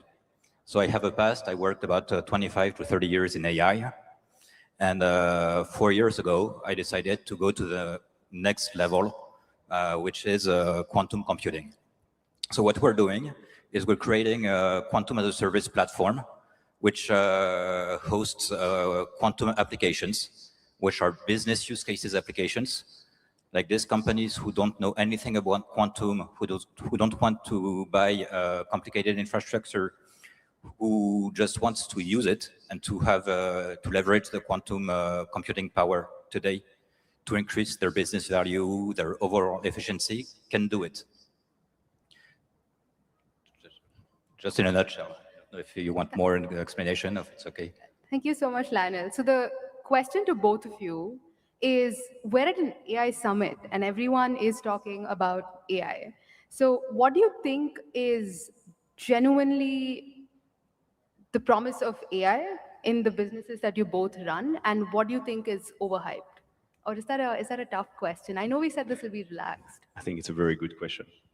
No, I think there is a lot of hype, right? Like if you look at how many companies are doing AI for companies, the enterprise AI that I work with. So it's interesting because I start to see a shift from, like, I talk to a lot of CEOs of big companies, and before they were like, okay, you should speak to my AI specialist, or you should speak to the technical team. Now I see a shift where they want to have these discussions, CEOs, CFOs, because hype is just like putting new tools. Oh, there is a new tool, there is a 20% adoption, there is a new tool, there is an 80% adoption. Adoption is not really a mean of doing anything, it's results that you are looking for. So what I'm telling these CEOs is, you need to ask for real ROI that you can measure. If you put 10 million in AI, you need to ask the company that is taking this 10 million, do I get 100 million? How can I measure it? What do I do if I don't get these 100 million? Or if we talk about non-financial ROI, we started to deploy our technology in a couple of hospitals in India. And the ROI here is saving lives, is decreasing the waiting time in the emergency room. These are the things that you can also create with AI. But you need to always measure and be very clear about what you are trying to do. Otherwise, you're going to end up with like 500 different AI tools that are going to be hype, that are going to be fun to use, but that are not going to create ROI. And I think companies that are focusing on hype might not be there, you know, in 2 years. But companies that are focusing on real results in real life that you can measure, I think so. Thank you. Lionel? Yeah, I totally agree with what Gauthier said, because today, but in quantum, it's a bit the opposite. Today, I think all the companies in want to have AI, some for good reasons, other for the hype. The one who want to have AI for the hype won't be there, won't last long. In quantum, it's the opposite, because people are afraid of quantum computing, like I said, because they think it's complicated. We have to tell them it's not hype, it's not complicated. You can do it now, and you have use cases where you can win money, where you can have a small ROI, even on the existing quantum computers. There are a lot of existing quantum computers in every country. I saw someone, a vendor yesterday in India, where you could use this power to leverage and to win money. And so this is the real purpose, and the real common point is to find the use case where you can win money, either on AI, just on AI it will be to find the good use case and not do everything, and on quantum to find the good use case so that you can win this money. And I think the second question was why we were on the Indian AI Summit. For us, it's important to tell people that use cases exist in quantum, use cases exist in AI, and the most important thing is that people adopt them, use them, and know them to increase their overall value. And this is the real message we want to pass on in this summit. Thank you, Lionel. One quick follow-up question. There is a lot of conversation around use cases at the summit, like you pointed out as well. And you mentioned something about a good use case. So in your, when you work, how do you identify what a good use case is, which sector might be worth investing in, and how it will scale and adopt? The first thing to find a good use case is not to talk technique. If you talk technique at the beginning, it's a bad use case. You have to talk tech 5 minutes, so people in front of you know what can be done, have an idea of all the scope of what you can solve. But then you have to talk business. What are the pain points? What can we expect to win? what do we have in-house? Because if you have bad data, you'll have bad AI or bad quantum. It's the same thing. So the main point is to have a business review, a company review, to find the pain points where you can have the good ROI. So not technical people, but more business people who know technical stuff. And Gautier, do you have any thoughts? How did you decide to work in the sector that you do? Yeah, so to us, we are here to help competitivity of companies. So making them more efficient, making sure they don't disappear because they are replaced by someone that is using AI. So that's all the financial ROI. So we focus on what humans are doing today, but that they don't really want to do. So like if you take the example of a nurse in an emergency room, usually between countries, it's 60 or 70% of the time that she's going to spend or he's going to spend in front of a computer, clicking, scrolling, going from one software to another. And if you ask them, they want to spend time with patients. So removing humans where they don't have a real big value and putting them back to where they have a big value, I think is like what drives our use case generation. So, and the other thing is, can we measure the ROI? If we can't, it's really difficult to know if you're going to be useful. So I talked to you about a healthcare example, but we obviously have other examples, like a salesperson. It's almost the same thing. It's like 50 to 60% in front of their computer. So you remove that. The agents are doing that. And they can spend more time in front of customers, launching new markets, helping the company to be more profitable and more sustainable. And the last element that I would add to that is we are making AI that is 100 times cheaper to run, so also 100 times most energy and environmentally friendly. And we think it's very important because if you build bigger and bigger and bigger models, maybe they're going to be able to tell you about the history of the King of France in 1000 in Hindi. But what we need here in companies is just a tool that can do anything that a human can do in a company. So that's also what we focus on. Thank you so much, Gautier. I want to double click on something that you said and just take it from there. How do you then move from research to real world deployment? And you run a business, so what kinds of challenges are you seeing when you can see the potential from the research and then you're thinking about how this is going to be deployed in the real world? Yeah, it's a very tough question, and the question you're asking me is the question I'm asking myself almost every day, maybe every week.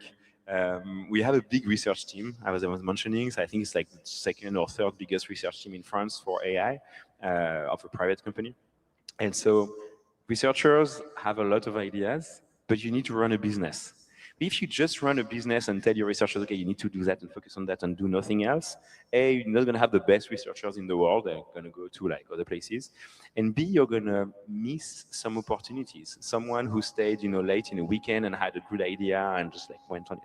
So it's really a balance. What I'm saying to teams is, roughly like do 60-40, do 60% of the things that you are sure are useful for the company, and 40% that I'm not sure, but at least there is a possibility that it's useful for the company.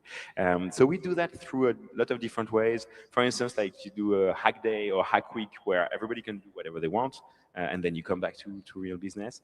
And then it's important to really look at what's happening out of research. So for instance, once a researcher invented the no prompt AI, so you don't have to tell anything to the AI. And I was like, oh wow, I've never heard that before. So the agent is just looking at the screen, and you navigate on a website. You arrive on a form. It's like, oh, my user is on a form. I'll fill it because I have the necessary information. So you don't have to say, can you please fill this form? So that was like a good idea, right? And that came out of like not out of meeting or a strategy, but just out of the brain of someone. So I think it not only applies to researchers, the question you're asking me, but more and more to humans in general, because AI are going to be doing things that are, sort of like that we were doing before. So we should focus on these sort of skills, I think. Thank you, Gautier. Lionel, do you have any thoughts about that? How do you move from research to deployment? Yeah, it's a big deal in quantum computing because it's really just new. New computers come out every day, new technologies come out every day. And it is really what said Gautier earlier. because we have a team almost exclusively of PhDs, used to search, used to have, before going somewhere, an extensive view of everything that was done, and they want to be sure that they saw every possibilities. We have a business run, so that this is not the question. And I have often to tell them, wait, I just want today, our customer wants this use case, he wants it solved. He wants it solved on a use case apps that can be deployed, that can be reused. I just need one path to solve the problem. If you find one path, and this path is good, and this path is efficient, I don't want you to look at all the other possibilities. Once you have it, it works, you're sure it's the most efficient, don't waste your time and go on to the next one. And this is really the most important thing. But on the other side, we created a specific lab where people have several days a month to look at what they want, to be sure they stay at the top of the science, at the top of what is made. Thank you so much, Lionel. We'll switch gears a little bit now. We have members in the audience and at the summit who are budding entrepreneurs or who are students. What kinds of skills and capacity building exercises do you recommend that they invest in, or even the governments invest in, to be able to keep up with whatever is happening now, both from an education standpoint, as well as any advice for budding entrepreneurs that are really looking to take ideas and then make that into an AI startup? Once again, I know we said we'll keep this relaxed, but I feel like all of my questions are No, they are very relaxed. Relaxing. I confirm that. I'm happy to. What? Okay. So I think in terms of what I see, I think AI is going to take a lot of hard skills that were done by junior people. So like jobs that used to be safe, accounting, legal. If you start now in a junior position, a lot of things that junior were doing are going to be done by AI. So I think that the shift is moving towards soft skills are becoming more and more important. Empathy, so like we'll always like to have humans in front of us for a lot of things. Creativity, AI can be creative, but the agency, the intention that you give AI is very often coming from humans. We have roughly 5 billion years of evolution that brought us to where we are.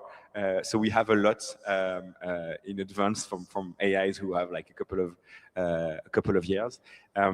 Also, the sense of agency, it's something that when I hire people in my company, and we get a lot of people applying, so it's very competitive. One thing that I'm looking at is not like, are they the best in AI skills, but it's more, do they have agency? So they face a problem.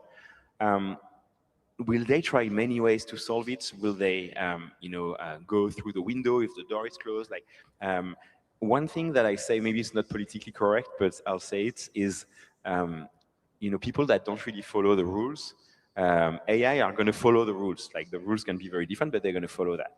And not following the rule, I'm not saying to do things illegal every day, but if you want to create new things, sometimes you have to break the rules and create a new paradigm. So I think that's also very important. Jobs that are just following rules and executing, I think are not going to be there very long with AI. So I'd say that, and also I think it's. I remember at Christmas, I was with my grandfather, who is 95 years old, who is in very good shape. He's drinking a lot of wine. He was making wine in France. So I encourage you to drink a little bit of wine if you want to be. And he was like witnessing me doing work from his house for 2 days. And I was, on my computer, and I was talking to people. He's like, but you haven't worked. You've been talking to people, you've been laughing, you've been like, it's not work. Like for him, work was going in the fields and cutting things and like doing real things, not being in a nice heated environment and speaking to nice people. And so I think if, in 50 years, we'll probably have the same situation as of today. We'll be looking at our grandkids and being like, oh, but you don't really work. You're never in front of a computer. I'm not sure we'll use a mouse or a keyboard in 10 years. I'm actually pretty sure that won't exist anymore, because that was the old way to interact with computers. So we'll be doing all these other things that I think are going to be alone or together, but like very human. So do focus on that. I think, yeah. Thank you so much, Gautier. Over to you, Lionel. Yeah, I say the first thing is not to be scared of AI. People often say jobs will be replaced by AI. It's not true. Jobs will be, people who don't use this AI will be replaced by people who use AI. Yes. And this is really important. So first point is to know how to use AI, first thing. Second thing is not to forget A, artificial. So it's not real intelligence. AI just gives back what it learned. It usually what it learned was given by a human person. So you have to keep this in mind. AI won't think the same way as you do today. But if you only follow specific rules, which are the same rules which were made 10 years, 30 years, 50 years ago, yes, in this case, you may be replaced by AI. So you just have to have a new type of skill set, which is I'm going to dream, I'm going to propose new solution, I'm going to have new ideas, and this is something AI won't be able to do. When I teach some of my students at the end of the class or the end of the course, I say, dream big, because this is what is going to change the thing. Last of all, and this is even more true in quantum computing, focus on fundamental skills, math, physics, science, because those are the skills on which we can build anything, the skills on which you can learn how to use any AI tool. And this is the skills where AI can't replace you, because those are the fundamental skills. And with this, you'll be able to do everything. If you focus on using one tool, this tool will be obsolete in 5 years. And if you know only to use this tool, you'll be obsolete in 5 years. So don't be scared of AI, learn how to use it, but the big base is fundamental tools and the human soft skills. Thank you so much, Lionel. That's great advice, both Lionel and Gautier. We have one last question, and I think the burning question across various panels at different summits is, what does meaningful ROI look like from AI? And I know it means different things to different stakeholders, but as business people and people running great AI companies, what does meaningful ROI look like? I promise this is the last question. It depends. Meaningful ROI for AI will depend on what you want to do with. So first of all, it's to find the use case, and a human has to decide what will be the ROI. If you say, I'm going to put an AI and see what it does, it won't work. If an ROI in a hospital is to have nurses focus on their nurse job and not do administrative stuff, this is a good ROI. If an AI helps cure a certain illness because he will save time for a doctor, and the doctor will focus on his skills, not on computer skills, but on his skill, which is his mind analyzing. This is a good ROI. So all this, it's not only money, just to say I'm going to win. Money is important because this is what makes corporation grow and live.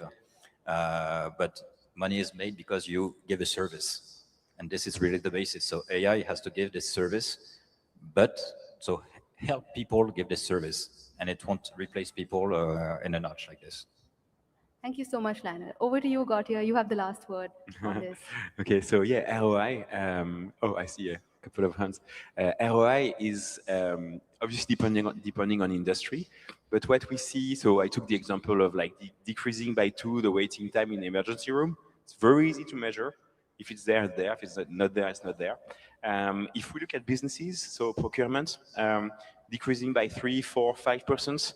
The bill of like everything that a company purchases, because you have agents looking for the best prices, looking for a lot of things that make buying cheaper. That's very easy to measure as well.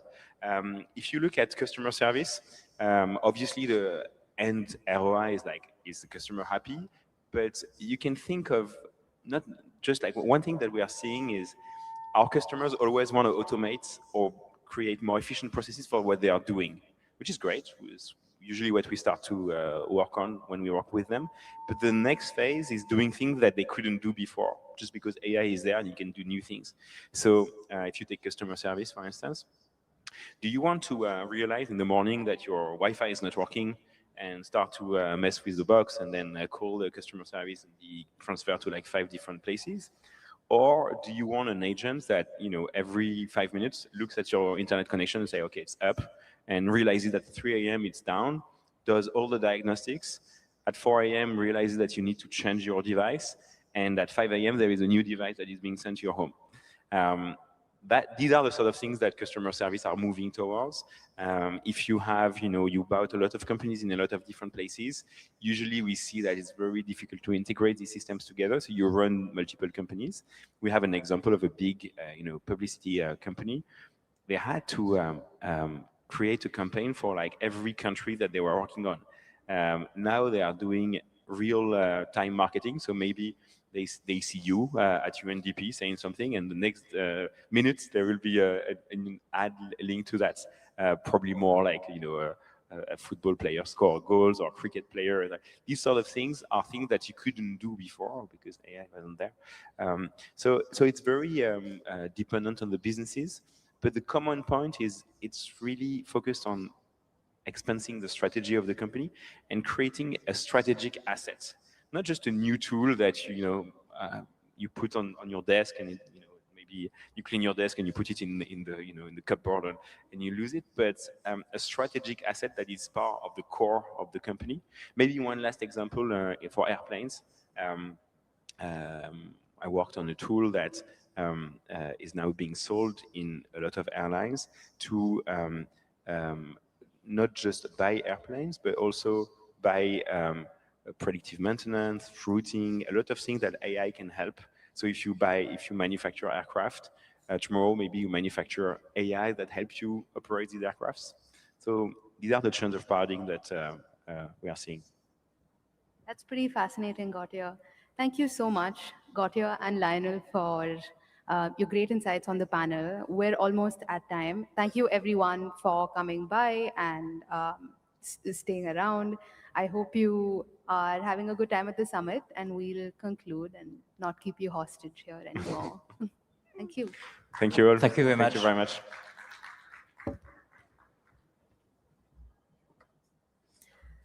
Thank you, Lionel and Gautier, for sharing your perspective on the potential of AI across businesses.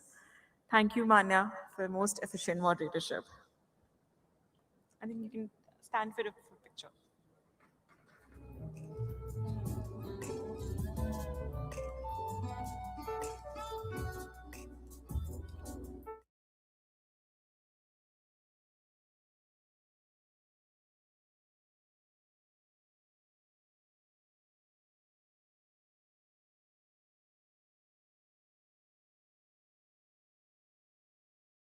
Impact Summit. I thank you all for your attention and your patience with us. We have much more in plan for you for the upcoming days, and I encourage you all to stay engaged and stay innovative. Thank you.